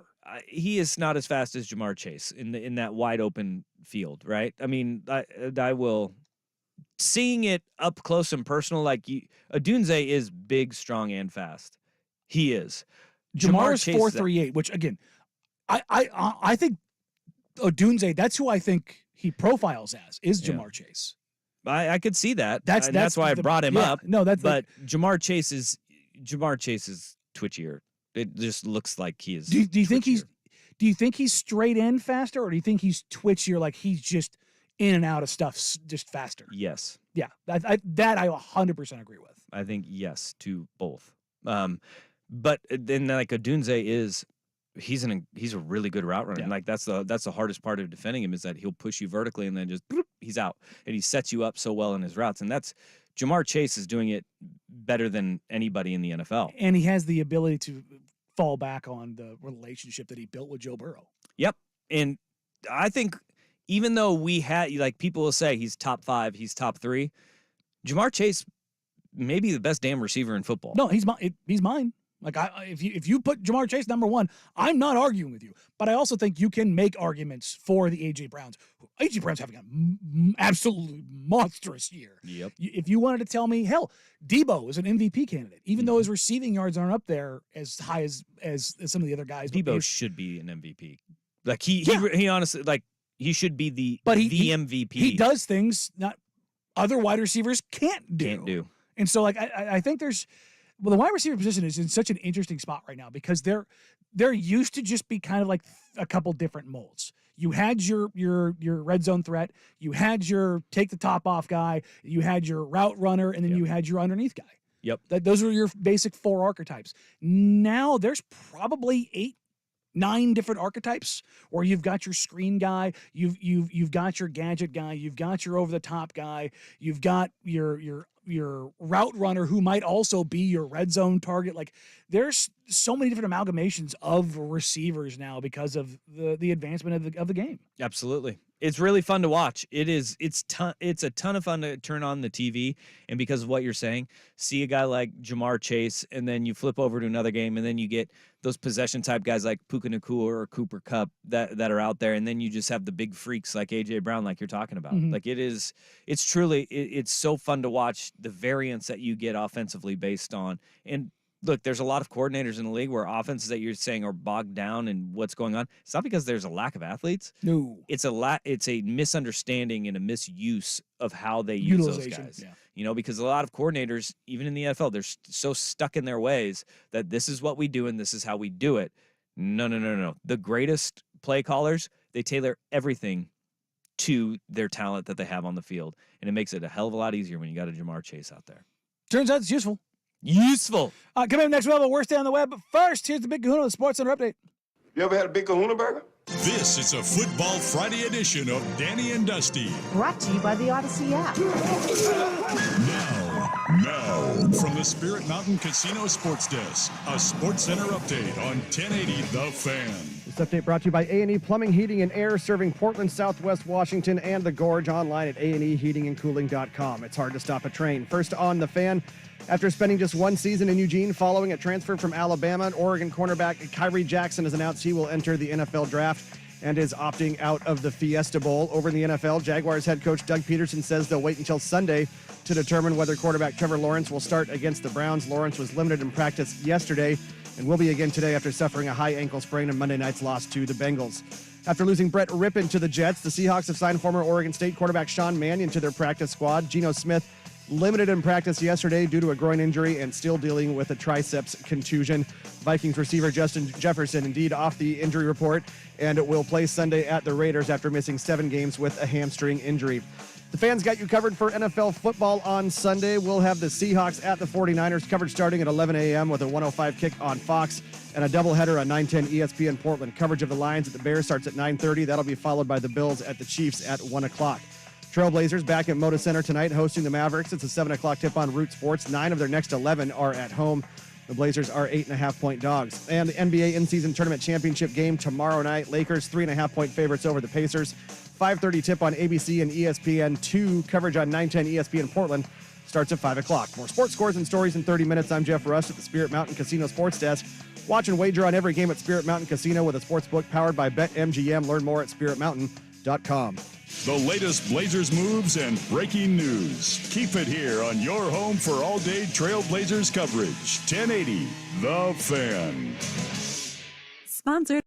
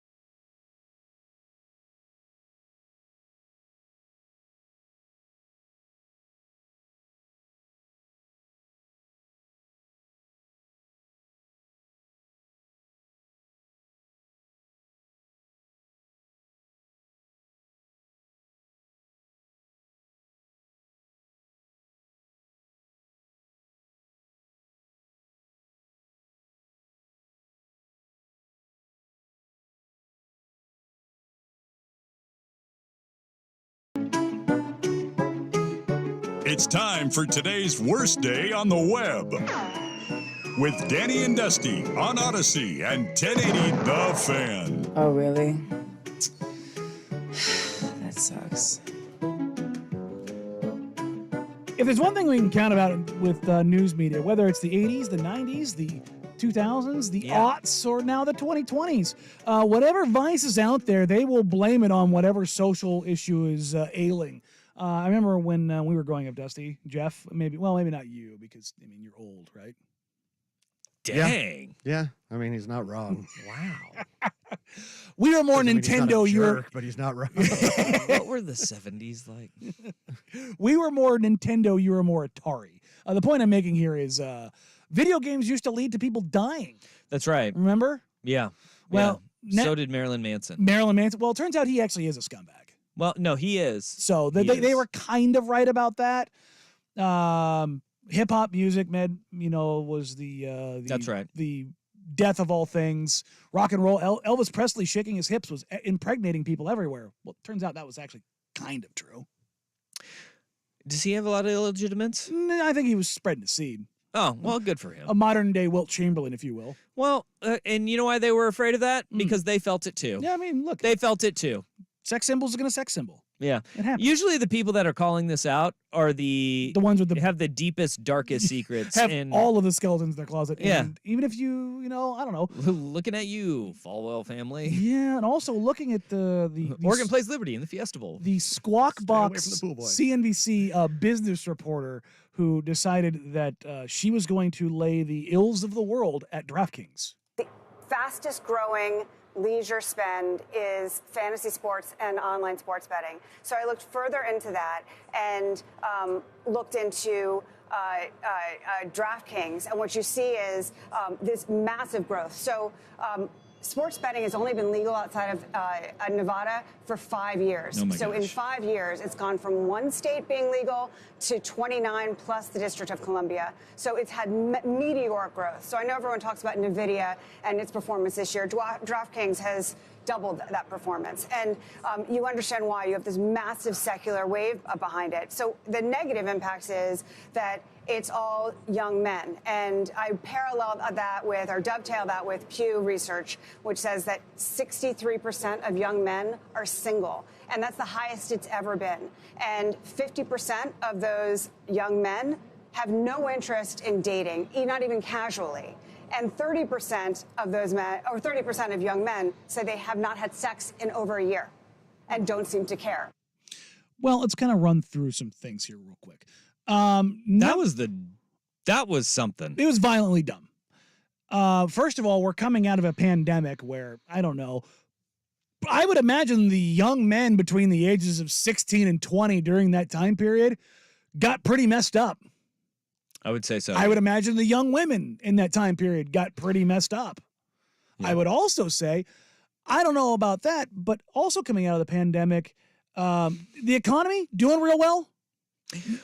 Well, hold on. My whole thing about this is we can blame whatever we want, but is she really complaining DraftKings about some guys not wanting to date? Like it's some sort of mandatory thing that you date and you have sex, and you're blaming that on sports gambling. The Venn diagram is just a circle of sports gambling and incel. So that's the world that we're in now, Dusty. It's not good thing you and I are married. It's like, hey, I'm gonna go ahead and say something badass crazy out here and say, no, date people like me. Like, what are we doing here? I don't get this. And the science is saying they're dating less and gambling more. Yeah, you know what the biggest gamble was when I was dating somebody? The crazy ass person I was dating. Yes. That was worse than any bet that I have placed. And that's I had a 5-leg parlay on the Patriots and the Steelers, and that was far less of a gamble than some of the wackadoodles that I used to date. The stuff that I am hearing, or gonorrhea. That's true.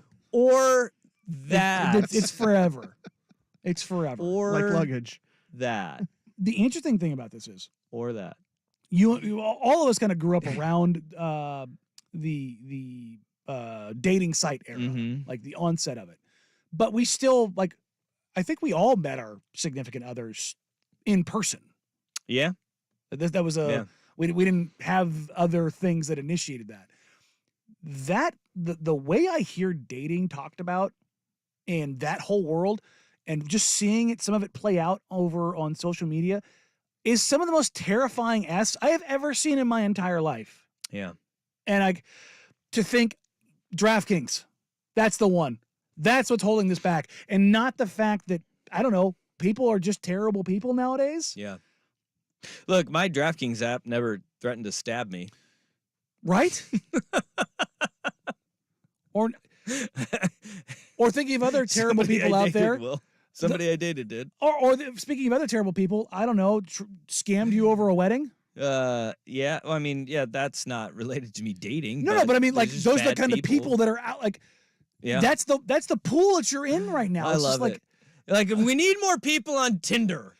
I don't know. Maybe people just be normal and Yeah. you won't have to deal with this. And guess what? You can still cash your single game parlay. Yeah.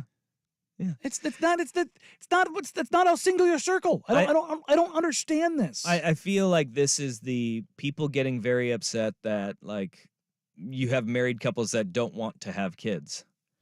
It's like, well, some people just don't.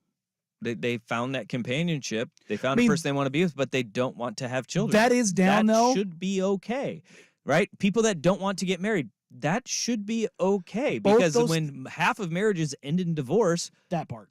like, Yes. what? So we just want people to jump into a relationship or a failure. marriage and then be like, oh, well, didn't work out. And that's the part of this is like, people don't believe in marriage anymore, and it's so damn expensive to have kids that people are opting to not do it because of the way society is. But we shouldn't force people into that the dating pool that don't want to be there, right? Like, I think that one thing that is happening now is that she's like, oh, guys haven't had sex in a year, and they seem to be okay with that. Sounds like it's bothering her. Okay. Sounds like it's bothering her. And this from the Vancouver That's Ford fine. text line. Magic the Gathering, Xbox Halo parties, and Yeah. Dungeons and Dragons. Men have been successful avoiding sex and women long before online sports Damn gambling. right.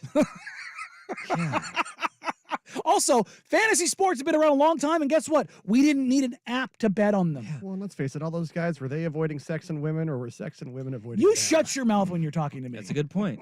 And hey, maybe the last 50 years of scaring people into sex and Jeff Russ gonorrhea comments, maybe it's working. Wow. We ever toyed with that idea? Hot gonorrhea, Doc. I don't even know. Yeah, just Rust off the top rope from his little dungeon over there. And gonorrhea. I'm going to go ahead and cut my mic now. All right. Well, Some I'm guy's gonna eating his lunch out there Yeah. going, really, man? I'm gonna try and save you right now if your boss just walked in and goes, "What the hell are you listening to?" Marvin Harrison Jr. is saying that he has an NIL deal that could possibly pay him as much as being a top 5 pick in the NFL. Danny and Dustin, Tomato Fan.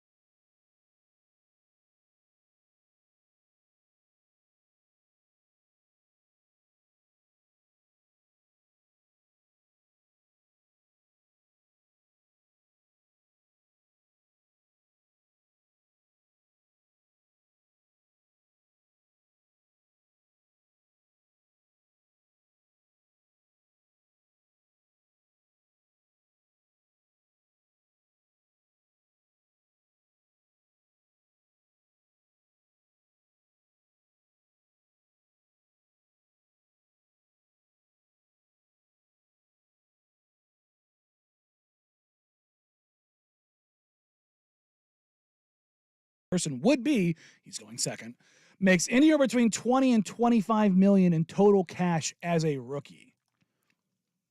20 and 25 million dollars worth of NIL. I don't buy that. I do not buy that. Not even like a conglomeration of NIL deals and all the endorsement deals and everything. Caleb Williams was just the face of Dr. Pepper this year, and he also does the Nissan Heisman House. Yeah. He's not touching that number. And he's in an LA market. This is a weird week that we're hearing about Marvin Harrison Jr. There is the report that he would be considering returning back to Ohio State for another year.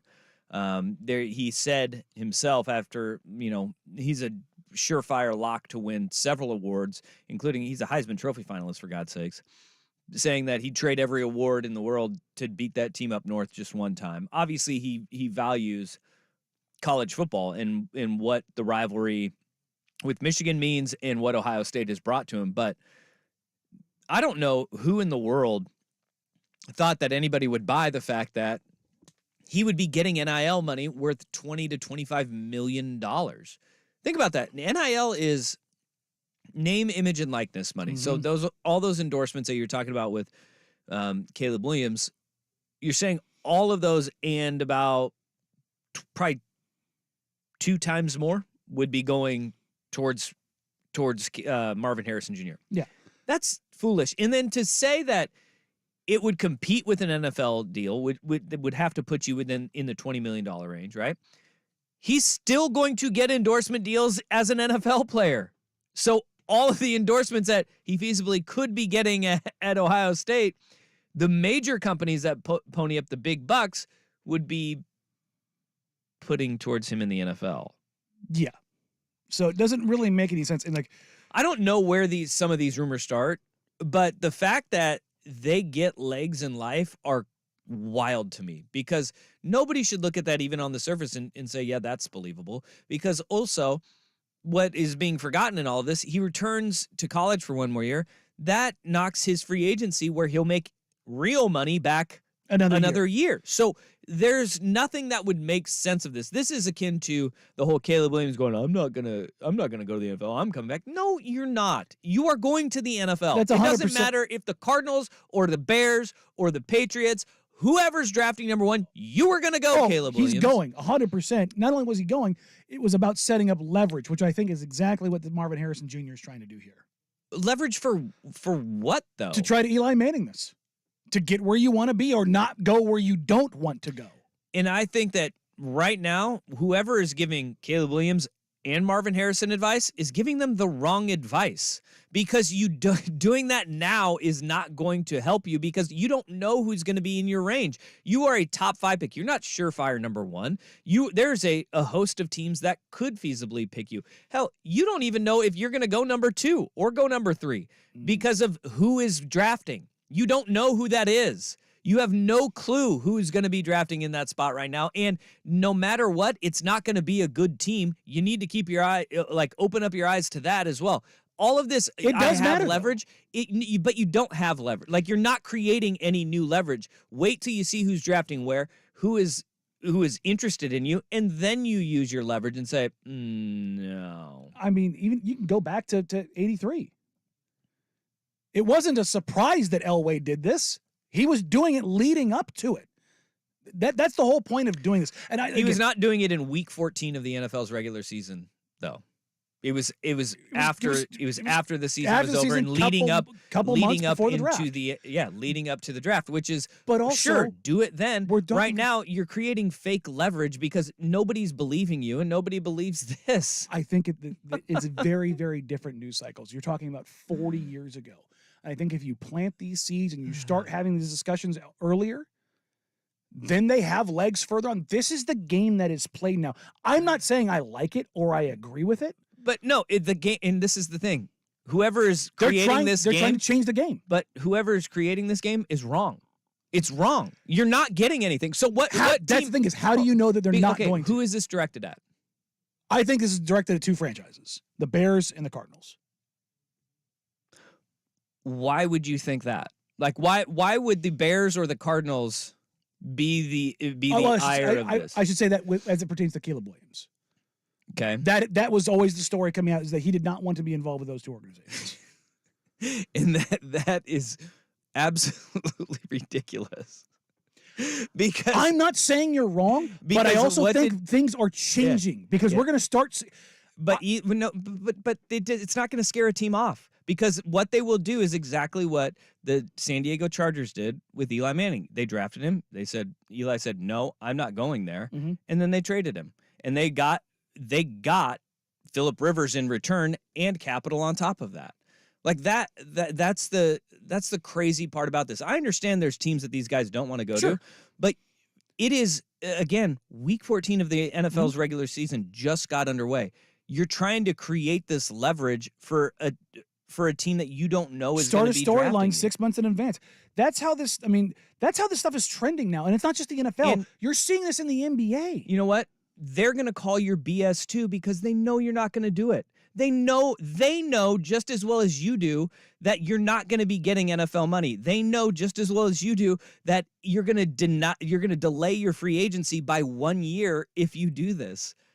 Like, none of this creating leverage makes any sort of sense, because everybody knows where you're going to end up. If you don't want to be on a particular team, there are a lot of ways that you can manipulate that during the draft process. I disagree. This is way too early. I disagree. I think that we have reached a time when you're going to, both in the NBA and in the NFL, you're going to see players taking a larger stake and more control in this process going forward, and they're going to start dictating. And it's going to lead to probably a change in how players who are going to be professionals in college come to professional sports. It's not going to be this way.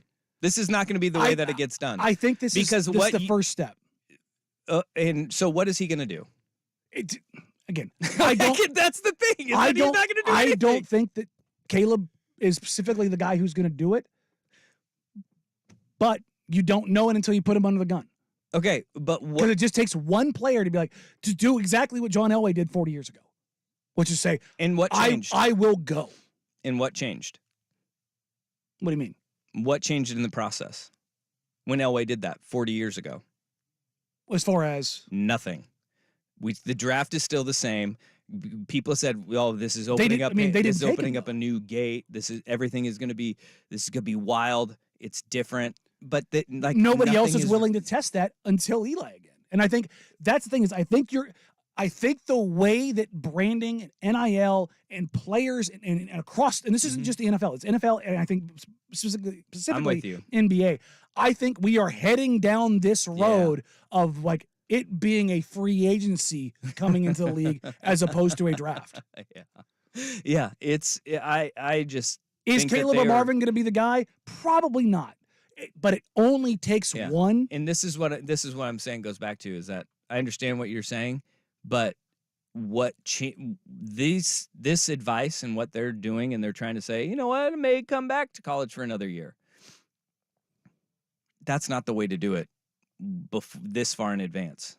You need to go down the road, and guys will do it a lot closer to the draft, But I don't think that this is the way, thinking about coming back for another year. We know you're not going to make that kind of money. That's the crazy part. The leverage part of it, though, I think comes in how they take their equity. I think is the word that I'm looking for. Their equity going forward. Oh, so the Caleb Williams, I want a stake in a team. Look, I don't think teams are going to do it, but I think that's going to be a thing that leagues can't allow it. I know, and that's the thing. Yeah. I think instead of that, players are going to push if I can't have a little piece, I don't really want to be there anyways, so I'm going to go to a situation I want to be in. Boy, good luck with them because they're going to be messing with billionaires, and those guys don't screw around. I think the next big labor discussions that come up are going to get messy. It's the ones after this next TV deals for both the NBA and the NFL are going to go sideways. Yep. All right, coming up next, the transfer portal is getting wild, wacky, and amazing as it pertains to 2 Northwest schools. We'll get to that and more. Coming up here on Danny Dusty, 1080 The Fan.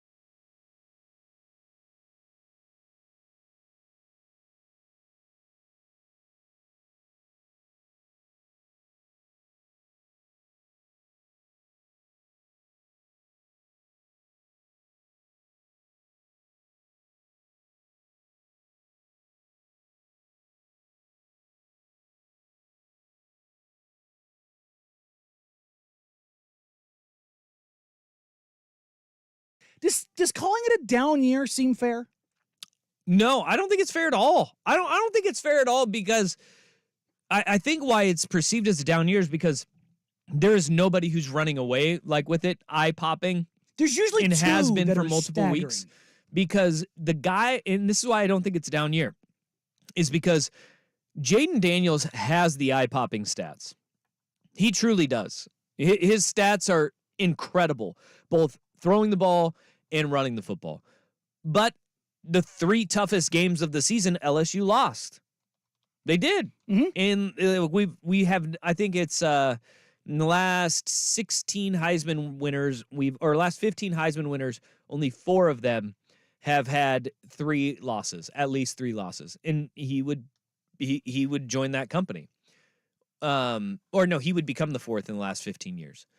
It doesn't happen very often because the award, I think, in most years goes to the best player on the best team, right? But what Jaden Daniels has been able to do is absolutely incredible. I mean, the growth that we have seen from Jaden Daniels from Arizona State to LSU is incalculable because he was an absolute liability. On the field, decision-making, not good. He gets a restart and a reset by going to LSU, and in Brian Kelly's system, he has been lights out. He has been. I am not a big fan of Jaden Daniels because I've heard all of the stories of the baggage that he drug with him to Arizona State, right? Like his mom being in the building everywhere and like being in on meetings and stuff, like helicopter parents. That's unhinged. That's Todd Marinovich stuff. And then you have he goes to LSU and he's surrounded by an incredible amount of talent. It's at LSU. NFL dudes everywhere. And I think that is the crazy part is LSU is a 3-loss team with the amount of talent that they have. Yeah, Biletnikoff Award finalist Malik Neighbors right there. But what Daniels has done is 5,000 total yards, 50 touchdowns. Like any other year, you're going, yeah, that's Heisman stuff. But then you have these 2 guys out west in Michael Penix Jr., who is 13-0, and he had a lull in his season, statistically speaking. But his team just kept on winning. And there was about a 4-game stretch in there where you go, that just wasn't good enough from Michael Penix Jr. to be the Heisman Trophy winner. But winning matters. And he is the best player on any of the teams that are remaining in the college football playoff. Like the meaningful Heisman stats and importance to a team. Like Michigan is a complete football team. Yes. They are. But even like a guy like Blake Corum is not putting up Heisman-type numbers. No, he went from last year being the best running back in college football, getting hurt, to maybe taking a step back, even behind a offensive line that is featuring numerous NFL dudes. Quinn Ewers, in and out of the lineup at Texas. Injury. Yeah. Like he would probably be in this conversation. Jalen Milroe at Alabama. First 3 games of the season. The whole idea is that Alabama and Michigan are winning as a team because of how dang good those 2 guys have or how much J.J. McCarthy and Jalen Milroe have improved over the season. But the teams around them are the reason why they're winning, not because of them. And then you have Bo Nix, who his stats are eye-popping, especially when you take into consideration he hasn't played in most fourth quarters of the games that they were in. That's also an argument to be used against him. It is. But you look at those numbers and you're like, goodness gracious. But he put those numbers up in limited opportunities. But then he also lost the 2 most important games of his season. Whether it's his fault or not, that's the way that them's the breaks, right? But I find it interesting that the losses are being held against Bo Nix, but not against Jaden Daniels. Real quick, what conference is Jaden Daniels playing? He's in the SEC. Okay.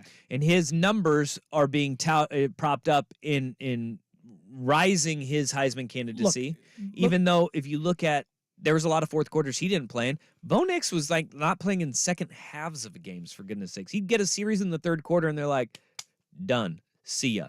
And he accounted for 4,300 yards and 46 touchdowns. Like, there is a big difference there. And that's why I think it's seen as a down year. It's seen as a down year because it's not easy for everybody. This is hard, but do you think the transfer portal and the way teams are built now is making the flattening out the Heisman? No, because we had a run where we had a couple redshirt freshmen like win, right? Like we saw Jameis and Johnny Manziel, where it's like I think that may be one thing. It's not maybe a flattening out, but it's like I think with Bo Nix, people go, yeah, I remember him from Auburn still. I remember him from Auburn, and they can't get that out of their minds. But nobody watched Arizona State and Jaden Daniels, where you're like, I remember that. I remember that. The thing that I wonder is, and I use this because I think this is not just because he's a USC guy, but because I think it was the last time that there was an entire nation was just you knew Reggie Bush was the best player in college football. There was no argument. It was so far and above. You can maybe say the same about Tebow and the way he carried things, but it's been a while since we've had that. And I wonder if moving away, as time has gone away from the monolithic culture, the advent of social media, the rise of so many game-breaking plays, we've been kind of, number one, desensitized to it. Number two, the quality of player in depth across college football is better, greater, significantly so than it was 20 plus years ago. Yep. And so it's become infinitely harder for the truly, truly great to stand out because the rest of the competition has risen. I feel like Christian McCaffrey's year is where everybody started changing their feelings about the Heisman Trophy.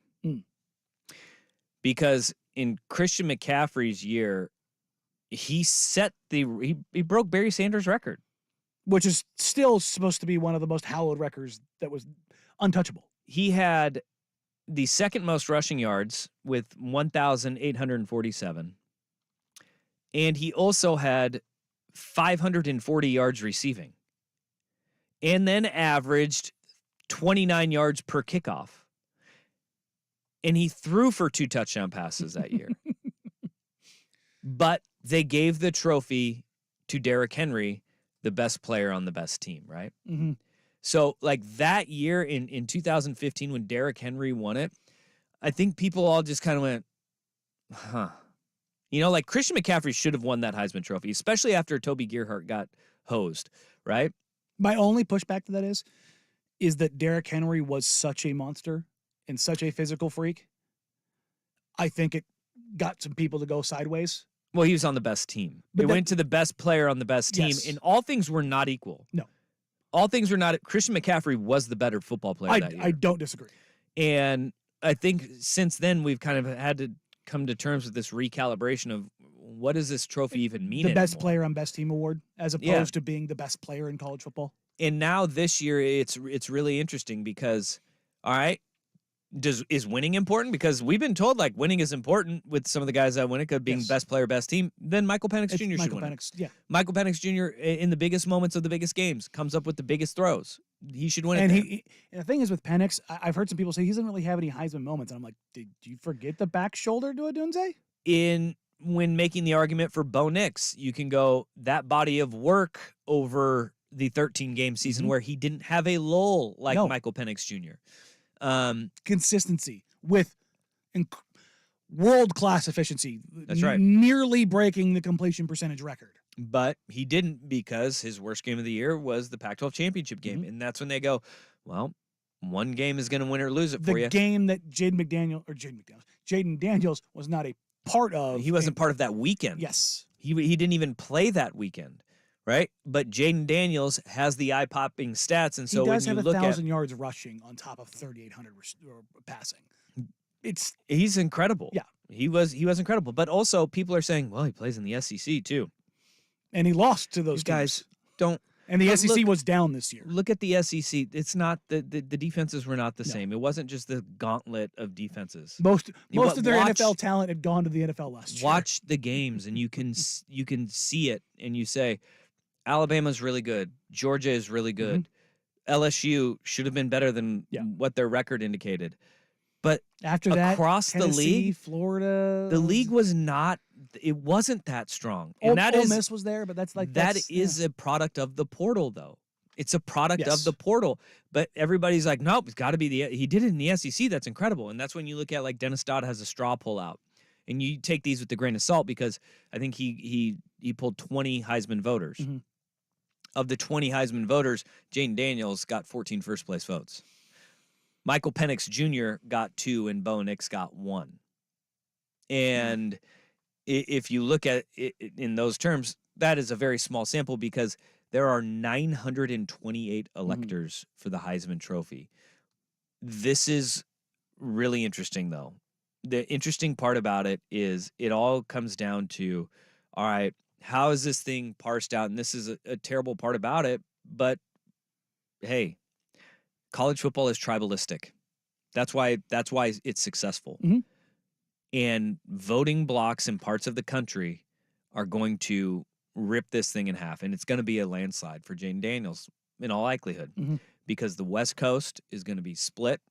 You have some people who are split between should it be body of work, should it be your program winning, and those are going to take and pull some of the votes away from. Is it going to be? There's going to be some people who are like, "Hey, Bo Nix deserves it because he didn't play a whole lot," and they're gonna split Penix and Nix up, but Jaden Daniels will get the eye-popping stats folks and the entire South. This is where I wish that there was a player, a Charles Woodson-esque player this year, a defensive player, a pass rusher, a corner, whatever it is, that was just Ndamukong Suh, Jadeveon Clowney, just somebody who was just so otherworldly on that side of the ball that it would split the quarterback votes.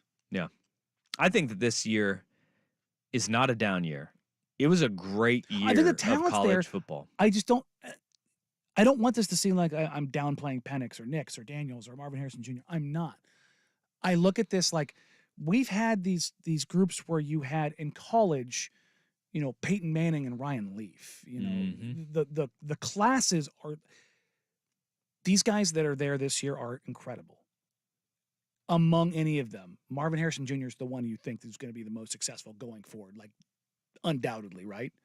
It feels like in the past we've had 2, 3, 4 up there, where it feels like this year it's really only one, where you're like, that dude is going to go be very successful on the next level. Yep. And I think all 3 of the guys that are finalists, well, and Marvin Harrison Jr., who nobody really thinks is going to win. Yeah. But all 3 of the finalists in Daniels, Penix, and Nix, they all have a resume that deserves to be in New York City. They all have Heisman moments at different times and games that you can point to, and you could say that right there. What I think is wild is that they're going to knock Michael Penix for having a 4-game lull, but not Jaden Daniels for having 3 losses.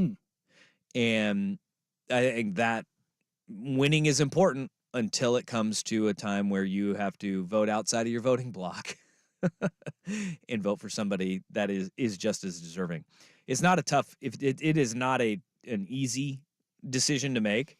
I mean, if I had, with that being said, who would you vote for? I would probably vote for I'm a big body of work guy over the course of a season, and I think that wins and losses. I go back to Christian McCaffrey where he got hosed because Derrick Henry's on the best team. I think it should be Jaden Daniels this year. I've seen Bo Nix up close and personal. I wouldn't have a problem if anybody voted, but Jaden Daniels, he put together an incredible body of work. Like, it is 5,000 total yards in 50 touchdowns. Is insane. Bo Nix and this is like Bo Nix and what he was able to do. It was masterful, and he didn't play as many second halves of games. But look at the attempts in throwing attempts, relatively even there. And Michael Penix, unfortunately, it was that 4-game stint where everybody's like, what is wrong with Michael Penix Jr.? Heisman Trophy winners don't have those lulls in their season like that. I would be the contrarian here, and I would go right in, and I would go Rome Odunze. Okay. So, but in all seriousness, I would probably go with Marvin Harrison Jr. You would? Yeah. I think it. I look at this as who's the best player in college football. That's how I look at the award. And I look at Marvin Harrison Jr. and I go, I mean, you just watch him and it's just it's there. Yeah. I don't think Jaden Daniels is the wrong call, but there's just he's a really good college football player. Harrison's the only one with a fancy sports car nickname. Maserati Marv. Hey. Maserati Marv. All right, so the Heisman Trophy going off tomorrow night. Man, yeah. We'll see. Yeah. We'll see where it goes. Unfortunately, it shouldn't come down to one game, but it is going to, especially with the way that it happened. If Bo Oregon Nix wins, Nix wins. If Oregon wins the Pac-12 championship game, Bo Nix would have won the Heisman Trophy. I agree. I do, because he was so consistent the entire year. And it's a bummer that it comes down to that for Oregon. Yep. You fall out of the college football playoff opportunity and you lose the Heisman. And those that are wondering, Bo Nix had he had 108 more attempts than Jaden Daniels did. He played in 13 games and Daniels played in 12. So, I mean, you take that for what it's worth. Like, the attempts per game, even though Bo didn't play in as many games, Bo attempted 33 attempts per game, Daniels 27. I mean, yeah. So when he was out there, he was slinging it. Jaden Daniels was slinging it. He was really dang good. Okay, that's fair. Yeah. Coming up next, is Jordan Love elite? Danny and Dusty, today the fan. This is a Football Friday edition of Danny and Dusty. What's your opinion? It's thick, it's meaty. The AAA Heating and Cooling poll question gives you a chance to vote on the hottest topics of the day, according to Isaac and Sue. They were more excited than I was because I did it. Brought to you by AAA Heating and Cooling, a family business helping families.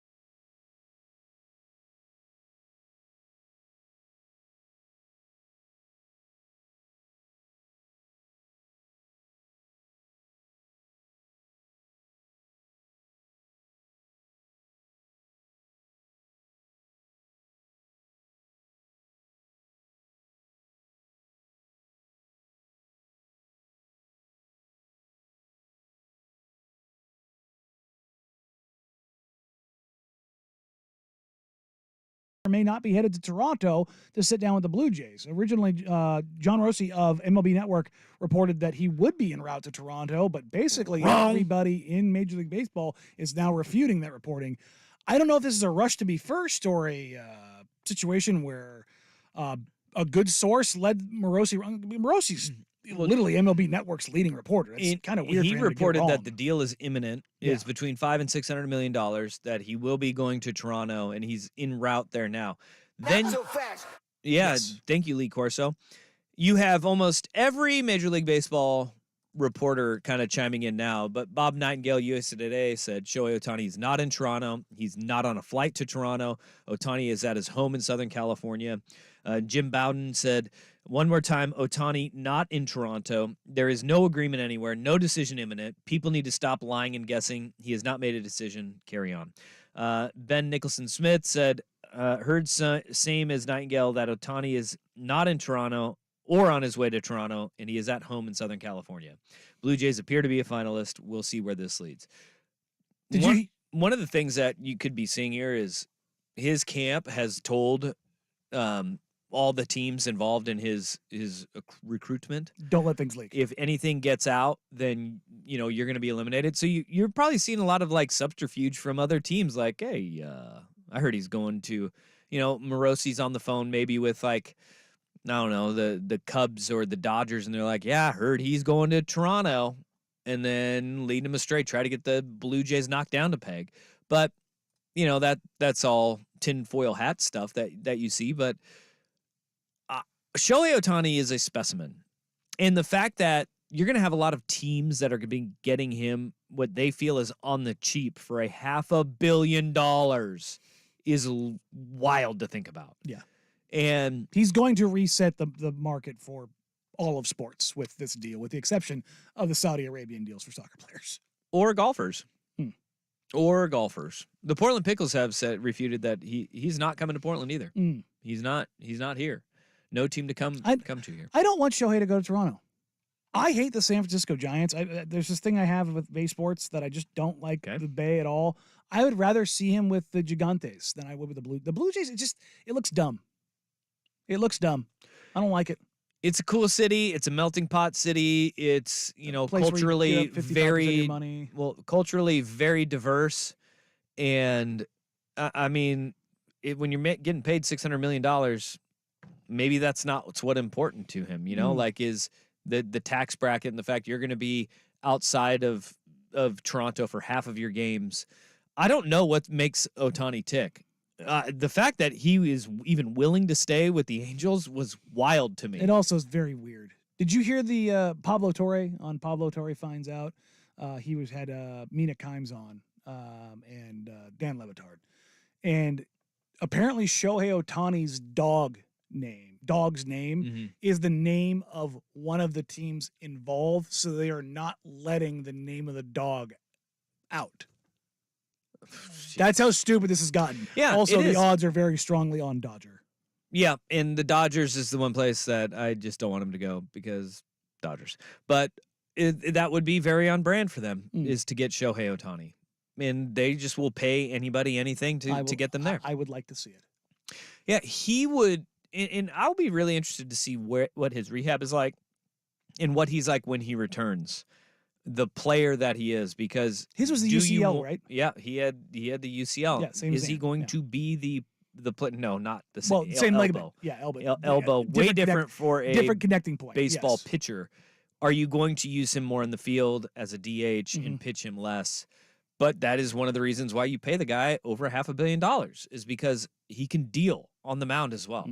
It's fascinating. It's gonna change the landscape of baseball if even if he stays. Yeah. Because he'll be locked up, and then you just kind of go from there. And you know that two of the greatest players that have ever played the game are going to waste away on one of the worst organizations we've ever seen. Betting odds, Dodgers -140, Blue Jays +100, Angels +1,000, Giants +1,200. Wow. How the Mariners offseason has changed. +2,500 for the Mariners. Remember when they were going to be involved for everybody, and now they've just dumped money? I feel bad for Mariners. I'm not going to take a shot at Mariners fans. No, look, I feel bad for you. They know. Your ownership and your leadership screwed you over. They know. It's how it goes. All right, speaking of changing teams, we'll take a look at the transfer portal and what it could mean for this very big weekend for a couple programs here in the Northwest. But first, here's the big kahuna with the Sports Center update. You mind if I have some of your tasty beverage to wash this down? This is a Football Friday edition of Danny and Dusty. Brought to you by the Odyssey app. Now, from the Spirit Mountain Casino Sports Desk, a Sports Center update on 1080 The Fan. This update brought to you by PG Long. Your new floors are in stock and ready to install at PG Long, your Northwest flooring experts, pglongllc.com. First on The Fan. After spending just one season in Eugene following a transfer from Alabama, Oregon cornerback Kyrie Jackson has announced he will enter the NFL draft and is opting out of the Fiesta Bowl. Over in the NFL, after losing Brett Rippon to the Jets, the Seahawks have signed former Oregon State quarterback Sean Mannion to their practice squad. Geno Smith limited in practice yesterday due to a groin injury and is still dealing with a triceps contusion. He's officially listed as questionable. Vikings receiver Justin Jefferson off the injury report and will play Sunday at the Raiders after missing 7 games with a hamstring injury. The Fan's got you covered for NFL football on Sunday. We'll have the Seahawks at the 49ers. Coverage starting right here at 11 a.m., 105 kick on Fox, and a doubleheader over on 910 ESPN Portland. Coverage of the Lions at the Bears starts at 9:30. That'll be followed by the Bills at the Chiefs at 1 o'clock. Trailblazers back at Moda Center tonight hosting the Mavericks. 7 o'clock tip on Root Sports. 9 of their next 11 are at home. The Blazers are 8.5-point underdogs. And the NBA in-season tournament championship game is tomorrow night. Lakers 3.5-point favorites over the Pacers. 5:30 tip on ABC and ESPN2. Coverage on 910 ESPN Portland starts at 5. More sports scores and stories in 30 minutes. I'm Jeff Rust at the Spirit Mountain Casino Sports Desk. Watch and wager on every game at Spirit Mountain Casino with a sportsbook powered by BetMGM. Learn more at spiritmountain.com. The original home of the Herd with Colin Cowherd. Weekdays 9 to noon. 1080 The Fan.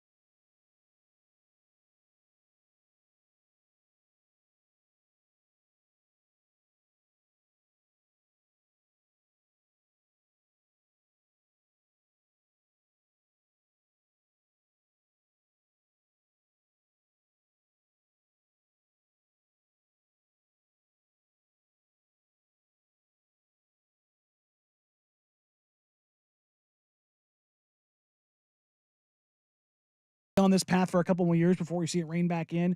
But particularly for a school like Oregon and not just Oregon, Washington, and USC, all three are graduating Heisman caliber quarterbacks who are going to be having visits this weekend. You have so many things at play here, including you have transfer portal and you have early signing period is coming up in just a couple of weeks. I think it's on the 20th this year. Does that sound right?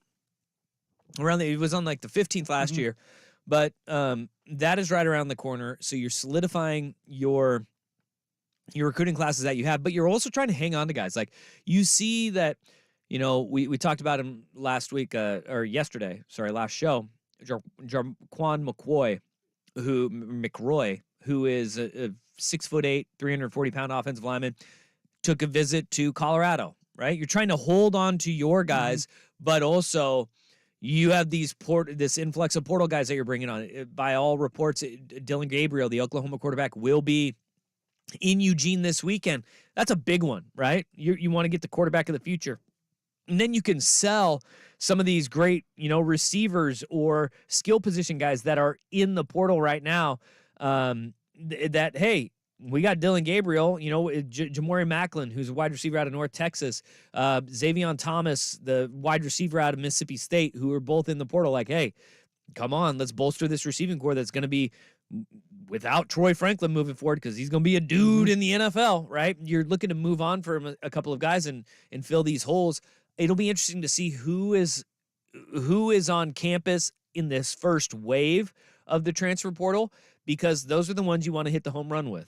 Those are the guys you want to kind of surround your class with. And by all accounts, those are your foundational pieces. By all accounts, Washington, as they're prepping for the college football playoff, they've got a massive weekend coming in too. So for the Huskies, like things are looking up in the transfer portal, where both Oregon and UW, they can point to on-field success in as a team and individual for a lot of these guys that have come out of the transfer portal. And that is huge for these guys who have gone to a place where promised one thing that didn't live up to it. That's why, in large part, that's why these guys enter the transfer portal. Or things change or they grow and they outgrow the place they're in. I think it's the way you're going to see things go. Yep, absolutely. So it's going to be interesting to see what comes out of this as the foundational pieces change pretty early, because no longer can you wait, because the spots fill up real quick and then you're kind of left in a what's the stupid game? Musical chairs. My God, I almost forgot that game. That's it. All right. That's the one. We'll wrap things up when we come back here on Danny and Destiny on Football Friday.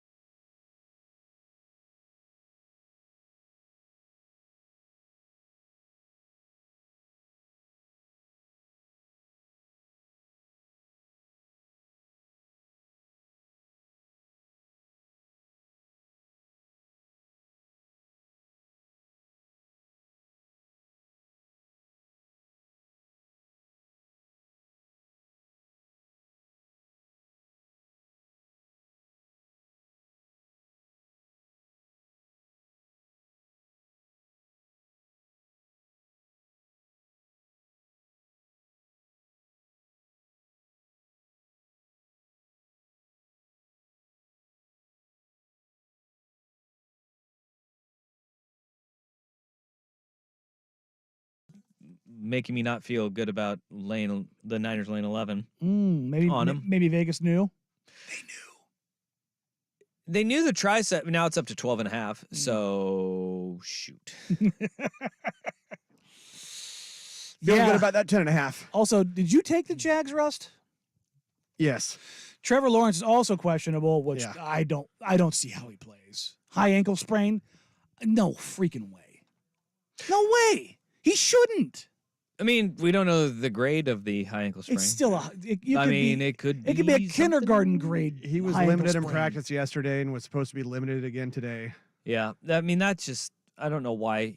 I know why he would, because they're in a playoff They run. were in a situation where a win would have had them the number 1 seed in the AFC. AFC, and now, number 1 seed in the Well, AFC but it if was they won also last locked it week. up for them. But you look at it now and you go, all right, do we need to force him into playing Indy and Cincy becomes that much bigger of a game? Because if the Jags lose and Indy beats the Bengals, then all of a sudden they are tied for the best record along with the Houston Texans. If the Texans can pull off a W against the Jets on the road with the dinged up, they're really dinged up. I think we're going to start seeing the Texans come back down to earth. Just not sure it's going to be against the Zach Wilson-led New York Jets. But with Tank Dell being injured and you've got questions about the health of C.J. Stroud, they may be coming down. The AFC South may turn into a wild ride here to finish if Trevor Lawrence isn't healthy, because they were a win last week or a Monday night this week. That would have gone so far in just having a little bit of breathing room. You would have had a little bit of room to kind of figure things out, because really the only team who is really going to apply pressure because of the entire division's quarterbacks all being beat up is the Texans. They got the Browns and the Ravens this week and next week. Are those good defenses? Very, very Probably your two best defenses in football that are not named 49ers. Yeah, I'm excited for this weekend. I think we got a great slate of games. Then you have Isaiah Pacheco is out for the Chiefs as well. He's not going to be able to play against the Buffalo Bills. He's got a shoulder injury that they officially said, nope, not gonna go. Interesting. And I took the Chiefs in that game. We both did. Yeah, and the Bills now are rallying around Sean McDermott, apparently. Which we didn't actually touch on that. Sean McDermott released further statements about his bat-esque crazy things that he said. And the only thing that I took from it, Dusty, was the man will not take responsibility or culpability for his own actions. He is continuing to blame everybody else. Nope. So, in my postseason firings, he's skyrocketing up the board. Yeah, he's still behind Brandon Staley, man. Oh, they're both getting canned. This is going to be really interesting. And coaching also, carousel. the Portland Trailblazers take on Luka Doncic tonight. The Mavs. Oh, they're playing the Mavs. Yes, and Anthony Simons, as insane as this is making his home debut this season. Well, yeah, he didn't play for 19 games. Yeah. I mean, that makes that all makes sense. Yeah. All right. Well, it'll be great to see him beat by 40. Wow. Who do you think they are? The Utah Jazz? Well, I saw what the Dallas Mavericks did to the Utah Jazz. Who were missing a bunch of the veteran players. The masterpiece of dog shit. That's right. right. That's such a great drop. That's right. A masterpiece of dog blank. Well, yeah. And so who are the Blazers? They're fully healthy then? No. They're missing their veterans. DeAndre Ayton, questionable. Jeremy Grant out. And Malcolm Brogdon? Questionable. Oh. Actually, I believe I saw Ayton was doubtful. Doubtful. Oh, doubtful. My mistake. Yeah. Yeah. None of them are playing. Yeah. So, like I was saying, do up, Wreath. Do up, hey, Wreath. just entertain me, clown. Yeah. That's all I want. Be entertaining. Hey, look, if I can watch Luka and Ant like go back head to head for 40 apiece, I'm in. Yeah, you want to know you want a sickos play for today? Give it to me. 6 o'clock, ESPN2. Axe throwing? Nope. Oh. Washington Grizzlies Stadium, Missoula, Montana. The Montana Grizzlies taking on the Furman. What are they? The Paladins? We need more Paladins. The we Furman need Paladins. more Paladins and mascottery. Yeah. So you got Furman, Montana. I mean, there's a lot of furry men in Montana. Yeah. But Furman, the university, including where will play the University of Montana. Timothy McVeigh was. Oh. That's where they found his manifesto.